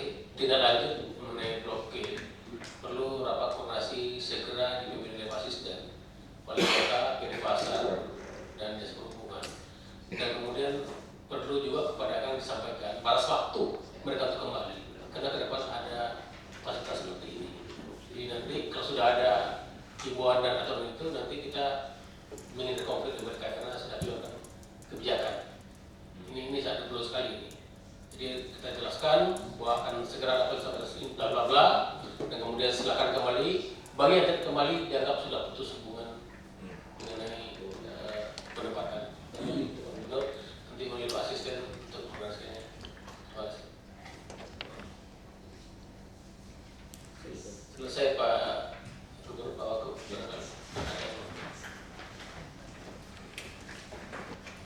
Yang tidak ditanami seperti ini Pak, karena memang tidak memungkinkan ya, ada yang di depan toko tidak mungkin ditanami, ada yang terutama di depan pertokoan, contoh di Jatinegara, contoh pertokoan yang di Jatinegara yang di dekat Kampung Pulau dan di Senen, dan tidak seperti ini. Kalau bisa ditanami, tapi kalau tidak, memang harus diberi tanaman rabat. Ini yang saya lihat Bali, Jogja sudah memulai itu, dan itu kelihatan dari sisi kotanya juga lebih bersih, lebih cantik, lebih hijau, dan untuk pejalan kaki juga lebih mengenakan terus. Nah, seperti ini yang ini ada yang bisa ditanami, tapi ada yang terpaksa tidak bisa ditanami. Ya, Jatinegara ya, terus. Nah, ini masih bisa ditanami.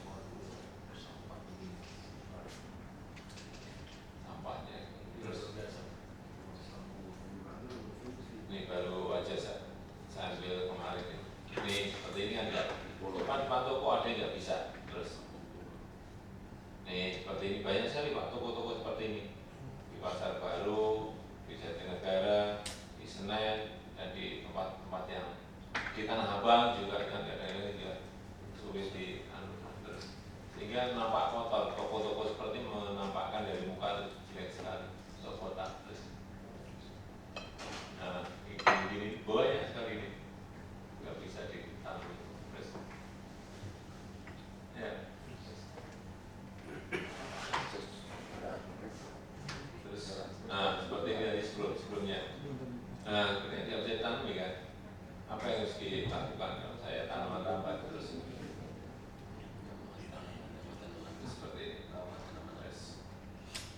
Nah, ini tidak memungkinkan karena di bawahnya juga sering gorong-gorong. Nah, ini untuk kota menjadi pertama kelihatan panas, yang kedua juga dari segi keindahan juga kelihatan.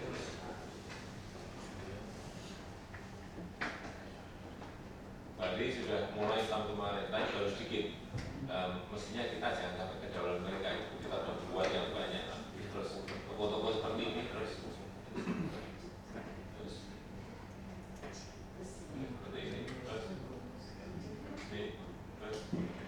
terus nah gini Pak, jadi faktor sekali sulit itu kita perbaiki kalau tidak kita anu dengan kanopi rambat terus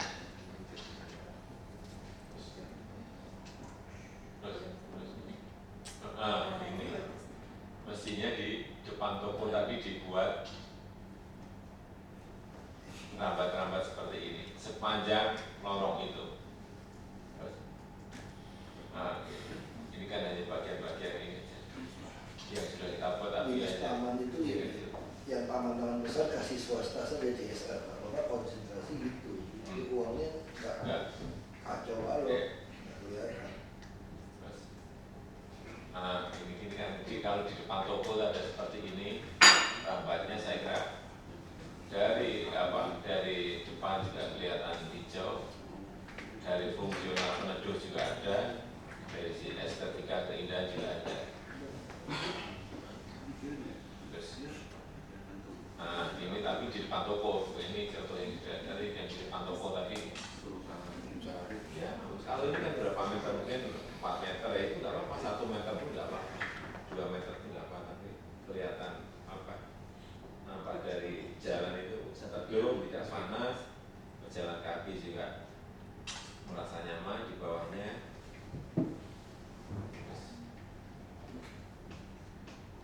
Nah ini kalau yang kecil seperti ini, terus melatih Holland terus ya misalnya kecil ya syukur ada indah, ada wanginya. Ini Pak, ya terus ya.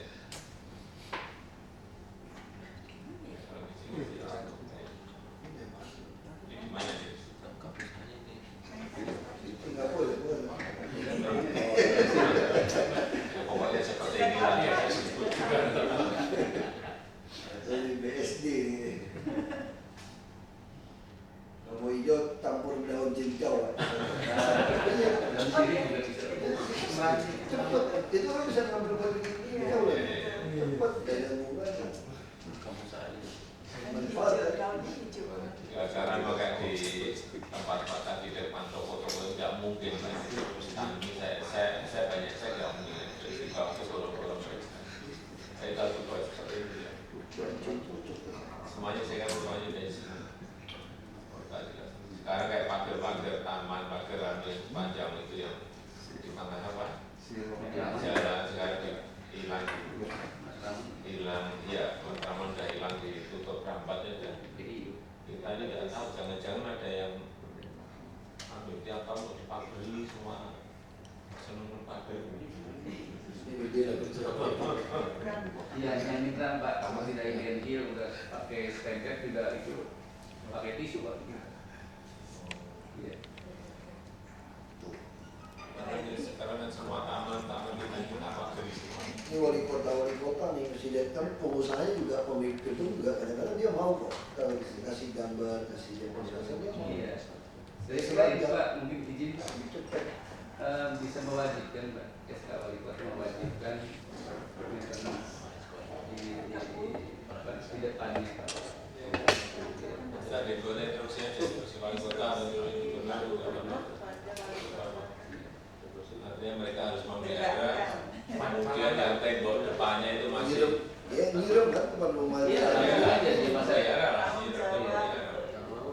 nanti desainnya juga pagar-pagar juga sama, pagar masih tembok seluruh nutupin ini semuanya. Desainnya dari pertamanan Pak sudah estetikanya Tengah ada jalan protokol, di Jawa Barat malah ke Jawa Barat mulu kan. Tinggal protokol. Nanti lampiran teknisnya dari kami, Pak. Iya.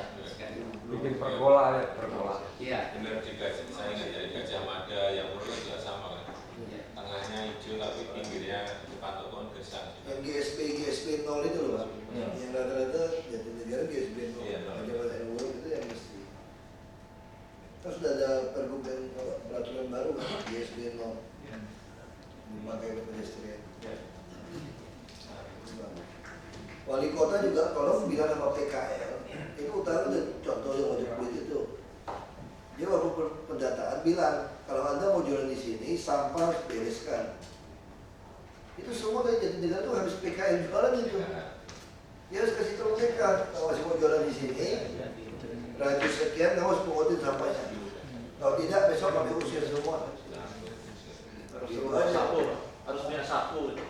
Enggak, mereka udah tahu. Saya udah tanya sama mereka. Dia merasa udah bayar 10.000, 20.000 sama petugas kebersihan. Tidak ada kewajiban bersih dia Pak. Dia buang aja. Sama Pak Wali Kota minta sama Pak Joko UMKM supaya perjanjian PKL itu Bapak Ibu sosialisasikan ke lurah dan camat. Perjanjiannya itu. Jadi salah satu kebersihan, lingkungan, supaya nanti bantuan modal lebih jelas. PKL nggak mau sampah-sampah itu boleh. Yang jualan nanti kalau wajib sekeliling itu masih beda. Ancam aja Pak, kalau besok masih kotor, usir. Waktu pertama kacau sekali ya. Jadi diancam begitu, camat turun, ditaruh di pojok satu deret, beres. Asal kita mau ngatur dan ada sanksinya pasti mereka tertib. Pak Wakil Wali Kota Pusat Senayan, Asia Afrika, ya malam Bapak nongkrong, kalau mandi kotor. Iya. Kasih tahu aja Pak Lurah.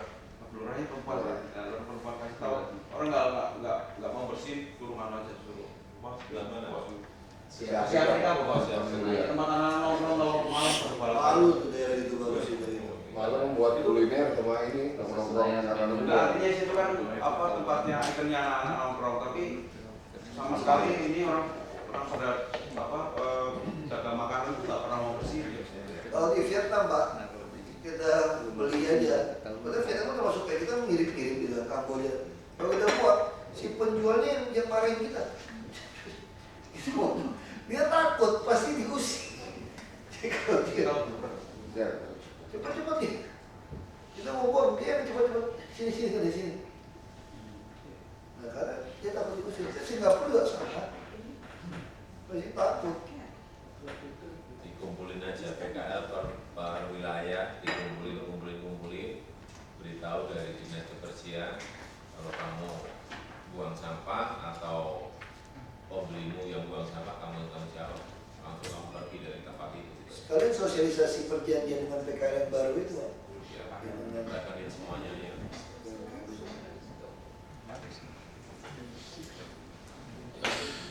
Tindak lanjut yang sampaikan Pak Gubernur segera didapatkan oleh asisten proses instruksi gubernur yang kita harapkan dinas taman, PU, wali kota, dinas kebersihan. Nanti siapa gubernur apa di instruksi gubernurnya biar jelas. Termasuk aspek teknis yang disampaikan oleh dinas taman. Jakarta Go Green City sudah sengaja berkelindahan dengan Singapura. Singapura dulu City Garden, sekarang ini ada Eco City kan.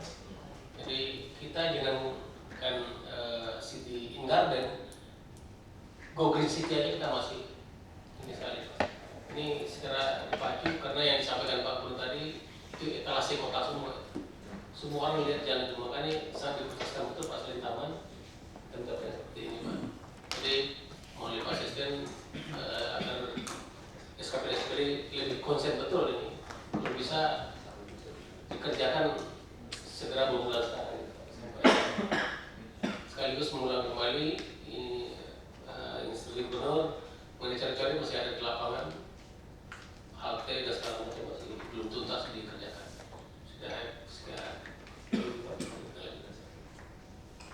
Pak Wakil masih ada. Ini satu lagi perlu dicatat di notulen, yang staf CPNS kita kan ditaruh di staf PTSP. Itu kalau lagi nganggur, dia harus juga melakukan pekerjaan di kelurahan dan kecamatan. Karena dia betul-betul calon CPNS, terus lakukan pekerjaan supaya dia belajar. Jadi jangan sampai udah ada staf PTSP, waktu dimintain lurah untuk membuat elektronik, sistem TKD masuk ke segala macam, dia menolak. Alasannya apa? Saya kan hanya urusan PTSP, berarti dia karakternya sudah bukan orang yang mau bekerja, mau belajar. Namanya CPNS. Itu harus belajar semua urusan di kelurahan, di kecamatan. Lurah juga bingung ngaturnya dia. Dia merasa tidak mau diatur kan, dia merasa dia hanya staf PTSP. Padahal tujuan menaruh dia kan untuk punya hati melayani. Itu masih ada jelas. Instruksinya masih jelas itu di komunitas. Boleh diberi penjelasan, diberi lagi lah. Kalau nggak nanti baru mulai aja udah kayak gitu.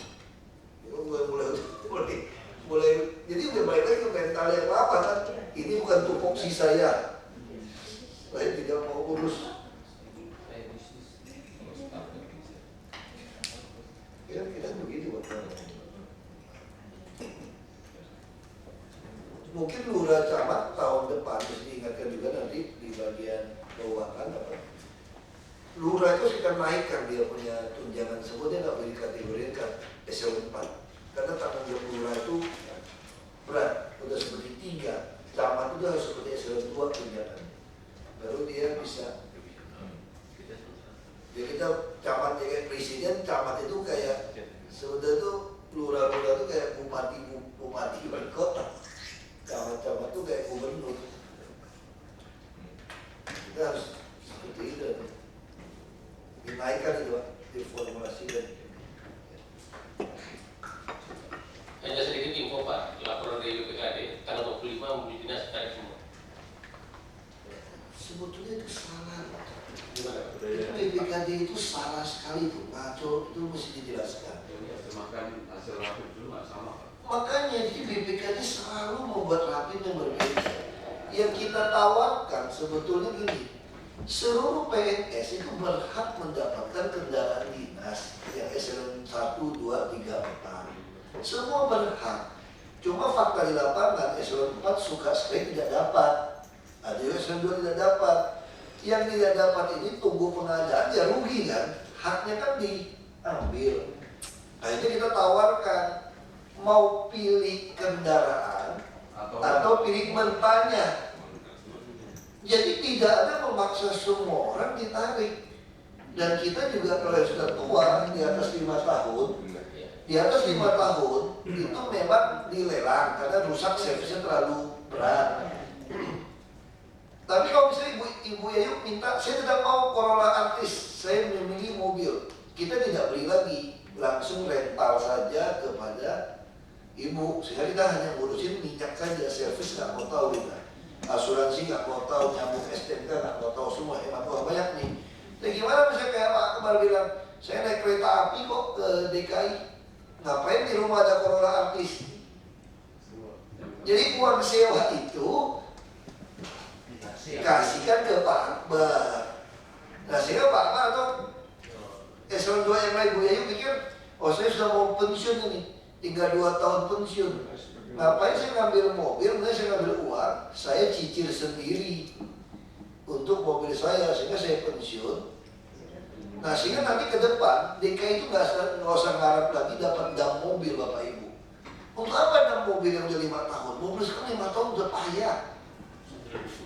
Jadi untuk apa kita? Jadi lebih baik kita sewa, tidak ada aset, kita nggak ada dam.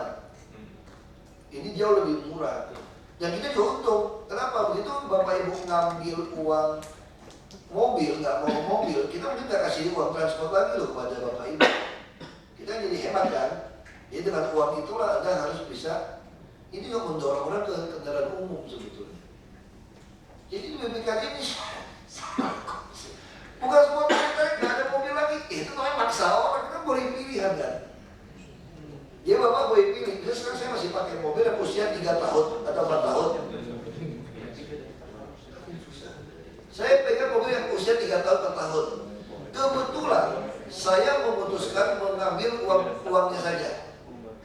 mobil yang saya ambil uang, yang mobil ini harus saya kembalikan ke BPKD. Tadi BPKD belum bisa dijual, tunggu siapa pejabat yang pengen mobil dinas, ya kasih. Kalau sampai mobil dinasnya sudah kurang, kita sewa. Itu prosedurnya. Jadi semua mobil yang masih usia di bawah 5 tahun tetap dijadikan mobil dinas. Lalu tiap kelurahan kecamatan tetap kita kasih mobil operasional, tapi tidak boleh dibawa pulang. Sehingga lurah camat bisa semangat, dia tetap dapat uang pribadi, dia bikin beli mobil sendiri, dia di lapangan bisa pakai operasional. Misalnya Pak Akbar itu apa? Punya mobil dinas. Kalau beliau datang dari Bogor sampai di Jakarta pakai mobil operasional saja. Kalau mau kemana-mana mesti seperti itu. Ini sebagian juga meningkatkan gaji kepada eselon 2, 3, 4. Untuk apa? Supaya waktu kita copotnya jadi staff berasa. Sekarang kan tidak ada lagi eselon 2 yang gagal, 3 yang gagal, 4 yang gagal, kan kita geser lagi ke eselon yang sama. 4 ke 4, 3 ke 3, tidak. Copotnya ya langsung staff kan. Begitu staff kan langsung uang ini kendaraannya hilang ya. Kan jabatan kan haknya prerogatif kepala daerah, bukan haknya PNS, jabatan eselon 4, 3, 2, 1. Nah itu caranya seperti itu. Nah kalau gaji mau ditinggikan besar-besar, tadi tujuannya supaya swasta tertarik masuk ke kita. Saya nggak ngerti itu BPKD kita ngomong apa. Iya. Ini nih masalah loh. Di semua Pak Gubernur juga ditanya, kapan mobil mau ditarik semua? Nggak ada rencana mau tarik mobil semua. Instruksi kita jelas, mobil 5 tahun ke atas yang sudah banyak rusak didam saja. Disimpan di mobil sudah 2 tahun yang lalu Pak, belum Ini jangan mau minta mobil bagus Pak. Dinas kebersihan, saya sudah hampir 2 tahun di sini. Itu kan kebersihan itu udah rongsokan mobil gitu banyak, alat berat rongsokan begitu banyak. Minta penghapusan saja BPKD nggak kasih sampai hari ini. Itu menumpuk mobil baru kita nggak bisa parkir sekarang. Jangankan mau beli dikasih mobil baru, yang dirongsokan, didam saja susah. Saya bingung BPKD itu. Kalau dari semua secara total tanggal 25 nggak ada tempatnya Pak, dan itu kan menjadi bukan lagi produk apa ditarik, tadi hilang dirusakin orang. Sudah ada instruksi buat ditarik, saya ingat saya. Tidak ada instruksi ditarik kok. Tapi dia bikin kebijakan sendiri. Ini ada edarannya itu tanggal 25 itu ada. Itu kalau tanggal 25 edaran menarik mobil DPRD itu masuk akal. Karena udah mau karena DPRD kan pelantikan yang lama harus kembalikan. DPRD yang baru kan tidak mungkin pakai mobil lama, itu direntalkan saja. Kita juga bisa tawarkan pada kawan-kawan DPRD, Anda mau terima uang rental mobil atau mobil? Pak, di surat edaran dari BPKD ada kalimat kalau tidak mengembalikan tanggal 25 akan dikenakan denda. Ya Pak? Iya. Makanya itu dari mana bikin aturan ini? Koreksi ya Pak, tidak koreksi. Kemudian itu tanggal 25 ditarik, 1 September keluar uang transportnya. Kalau tidak mengembalikan didenda kan Pak? Ya. Sebenarnya ini kan tawaran, bukan berarti semua orang dikasih uang. Ya. Terus dipanggil ya Pak.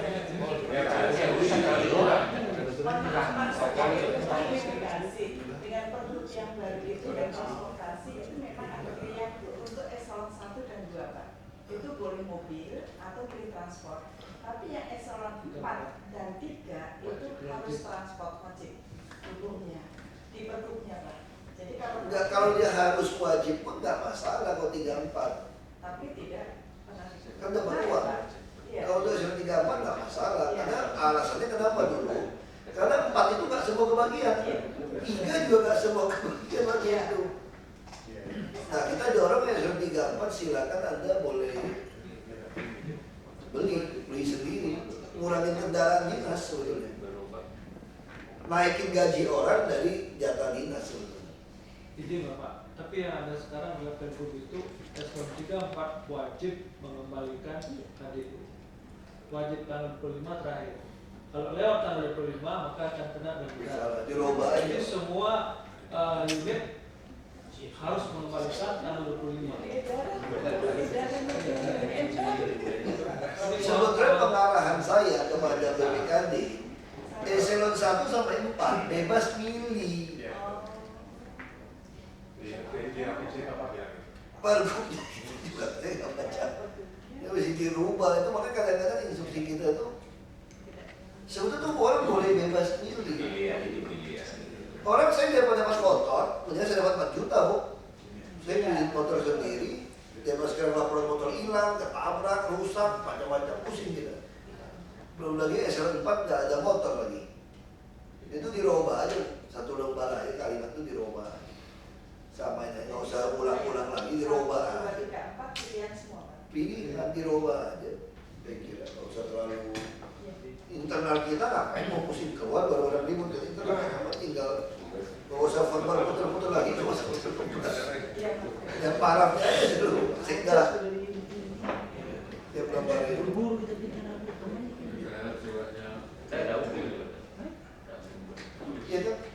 harusnya instruksi BPKD sampai tanggal 25 tidak mengembalikan kendaraan dinas. Artinya Anda memilih ini bahasanya bukan bahasa hukum. Ya kan yang kembalikan per tanggal 1 September dapat bertanya. Yang tidak kembalikan dan tidak kembalikan. Dulu sekolah di mana sih?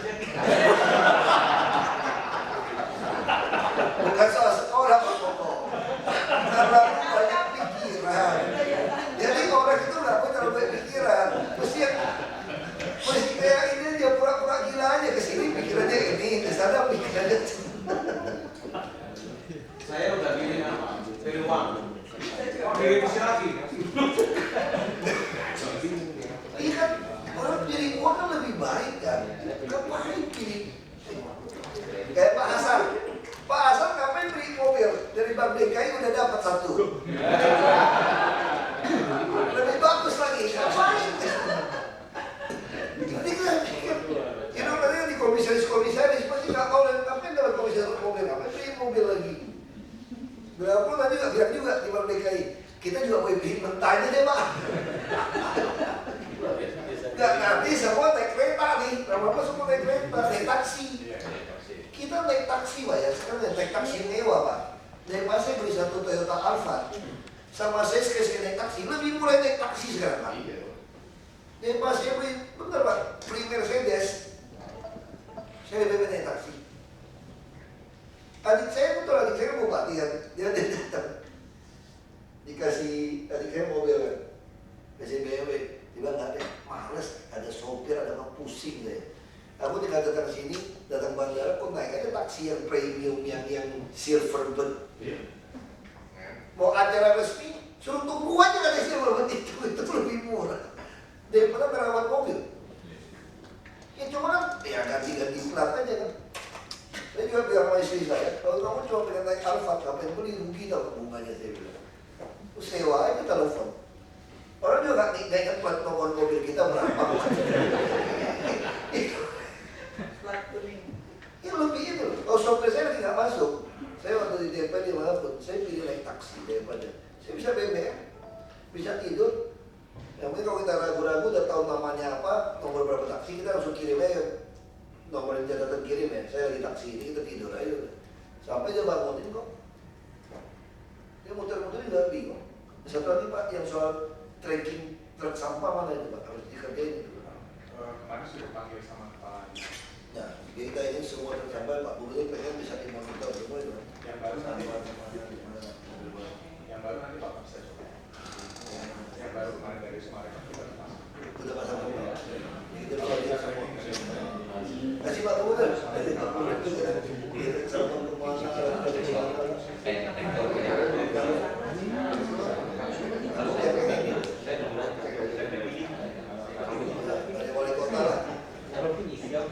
Oh ya, yuk. Di rumah ya. Sebelumnya rencana rapat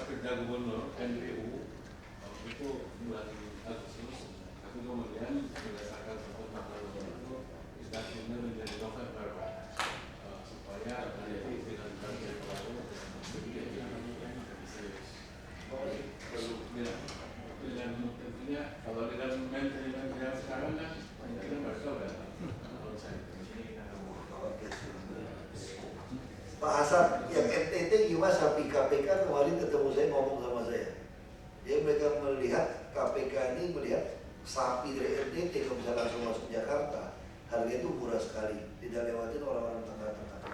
Kemarin pas lagi acara streaming TV ngomong sama Pak Rahmat, langsung kan Pak, saya Pak Gubernur udah melakukan itu gimana tuh kerjasamanya? Dia kemarin udah iklan makan orang dia minta itu Pak, ada untuk air, ada pipa kira-kira 7 kilo.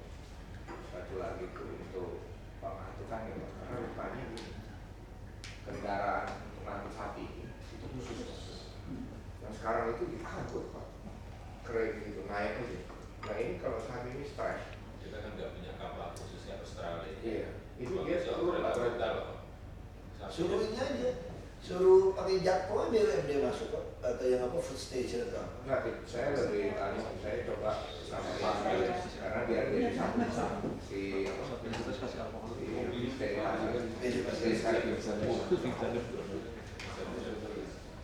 atau dia ngajuin hibah aja Pak, anggaran 2015 kita kasih untuk pipanisasinya, kita mau hibah nggak ke NTT? Boleh. Saya udah bilang ajukan untuk pihak pemerintah kalau yang masih kebutuhan jadi kita langsung produksi. Cuma kalau hibah takutnya DPRD tolak. Kalau DPRD kita tolak nggak bisa, kalau mau ditunggu. Kalau enggak ya kita jadi kita ada hibah. Ada beberapa daerah yang logistik ini kita bisa hibah.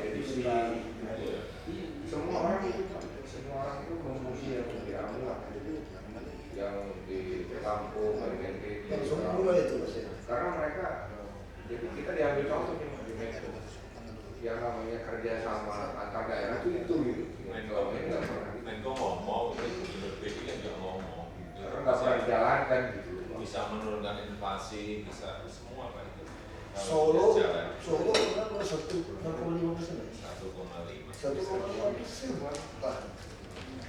Masalah manajemen distribusi aja. Jakarta kalau bisa mengkoneksikan Sulawesi Selatan, NTT, Lampung itu benar. Kita mau bikin musiknya kalau kapal khusus. Beli kita ya Pak, Pak. Kita main di kapal Pak, kalau nggak ada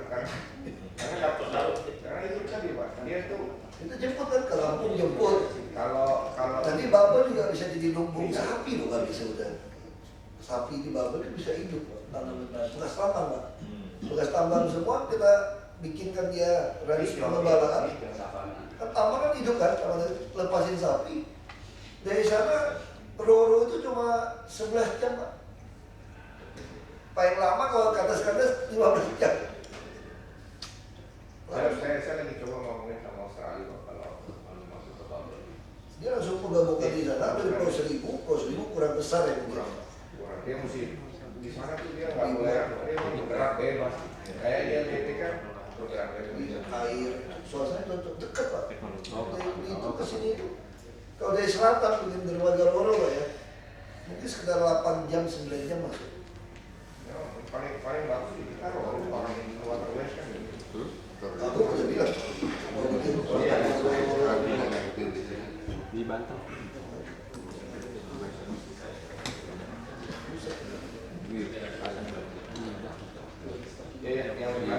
Yang penting tuh di perhubungan Pak, karena ini dirjen laut sama dirjen darat. Kalau yang satu bilang penyeberangan darat. Kalau bilang angkutan laut itu di laut. Ada ini double. Karena sama aja kapal. Kayaknya ini sekarang itu jadi. Pak Hasan itu orang Kemenlu, orang perhubungan. Kementerian Perhubungan darat. Suatu hari nanti presiden baru akan kita selesai itu nanti. Iya.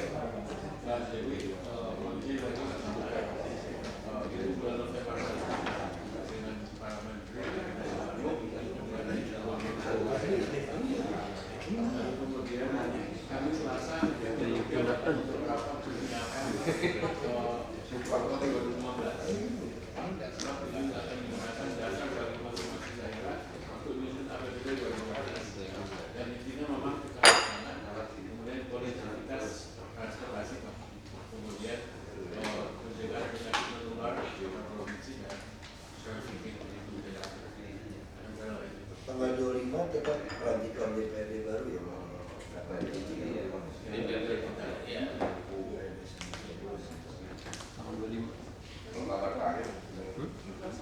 25 hari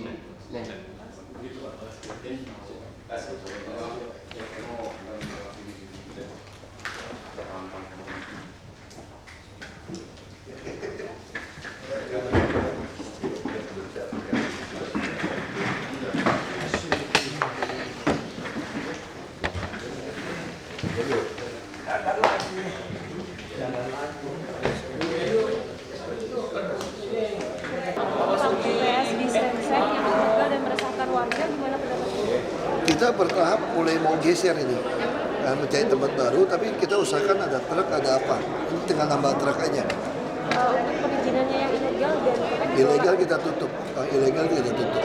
Lahan-lahan swasta yang nggak betul kita tutup. Kemarin sudah ada contoh yang di tol Kebun Jeruk juga kita suruh tutup. Kalau nggak kita ancam Anda pidana, buang sampah sembarangan. pungutan liar yang diterapkan oleh RT setempat gimana Pak? Untuk yang belum Makanya kita harus cari. Jadi lama-lama harus ditindas. Kalau udah terbukti harus dipecat RT RW-nya. Jadi sekarang memang ada swasta atau sipil nerima uang buang ke Ciliwung, satu truk 150.000 gitu loh. Kita udah berapa identifikasi. Nah, Senseng seperti itu Pak? Senseng sama kayak gitu Pak? Senseng. Iya semua, jadi duit buang sampah tempat itu dapat duit. Nah itu kita mesti lacak. Itu RT-nya Pak Mafia Pak, RT-nya tuh Pak? RT berapa tuh? RT 2 RW 3 Pak, Pak Muhayyar namanya. Selengseng di kelurahannya apa? Selengseng apa ini? Kecamatan Pak ya? Kecamatan. Kecamatan. Di kelurahan apa dia? RT 2 RW 3 pokoknya Pak, Selengseng. RT 2 RT 3 ya? Iya. sudah belasan tahun Pak? Iya memang, puluhan tahun. Iya puluhan tahun dah Pak. Dari tahun 2000 Pak. Ya. Pak selain pejabat biro umum siapa lagi Pak pejabat yang digantikan Pak? Nggak tahu. Nanti baru kita lihat. Pokoknya prinsip kita sederhana sekarang.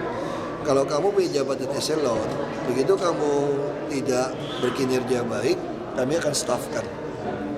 Terus pejabat biro umum yang di-staffkan itu posisinya sekarang digantikan oleh siapa? Saya nggak tahu. Nanti mesti cek. minta tanggapan soal kementerian kali berikut Pak. Aku nggak berhak komentar, itu tergantung DPR RI sama Presiden. Pak tentang normalisasi kali Gimana? normalisasi kali kerukut Jalan.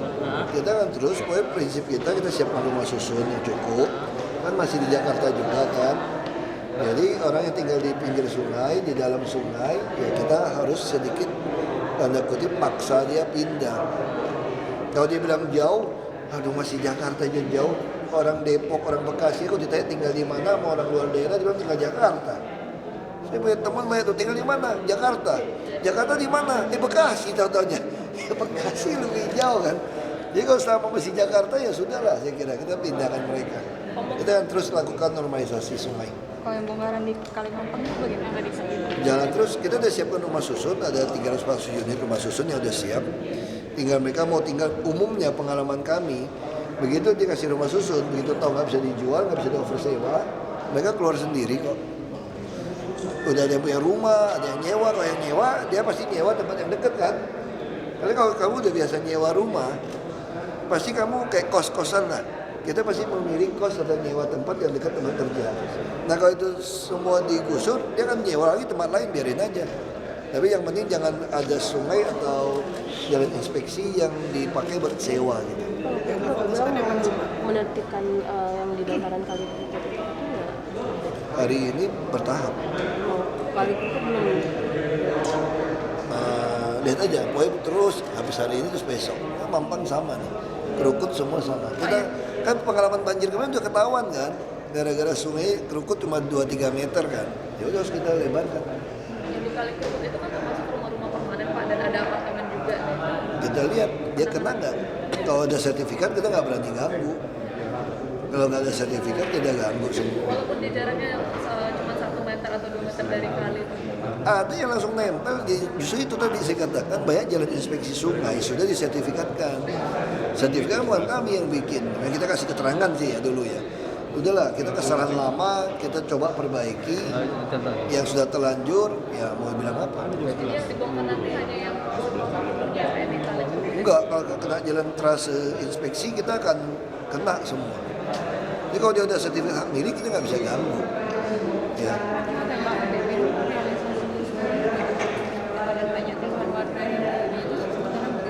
Kan dia boleh ngajuin untuk ini, minta keringanan kalau dia nggak sanggup. Pembayarannya juga nggak bisa lewat ATM. Bisa. Harus datang secara Nggak usah, di ATM bisa kok, udah bisa kok. BCA semua udah bisa. karena ada yang banyak yang investasi. Itu cuma ngomong aja, semua udah bisa. Saya dari SMS masuk kan saya tahu keluhannya apa. Rata-rata bukan keluhan nggak bisa bayar, beda dengan tahun pertama. Keluhannya itu terlalu mahal, nggak sanggup. Nah sebetulnya kalau udah terlalu mahal, kamu mesti jual rumah kamu gitu loh. Kalau udah nggak mampu, kau pensiun, ya kamu ngajukan keringanan. Tambah pensiunan itu Pak ya. Kasih ajukan keringanan, kita kasih.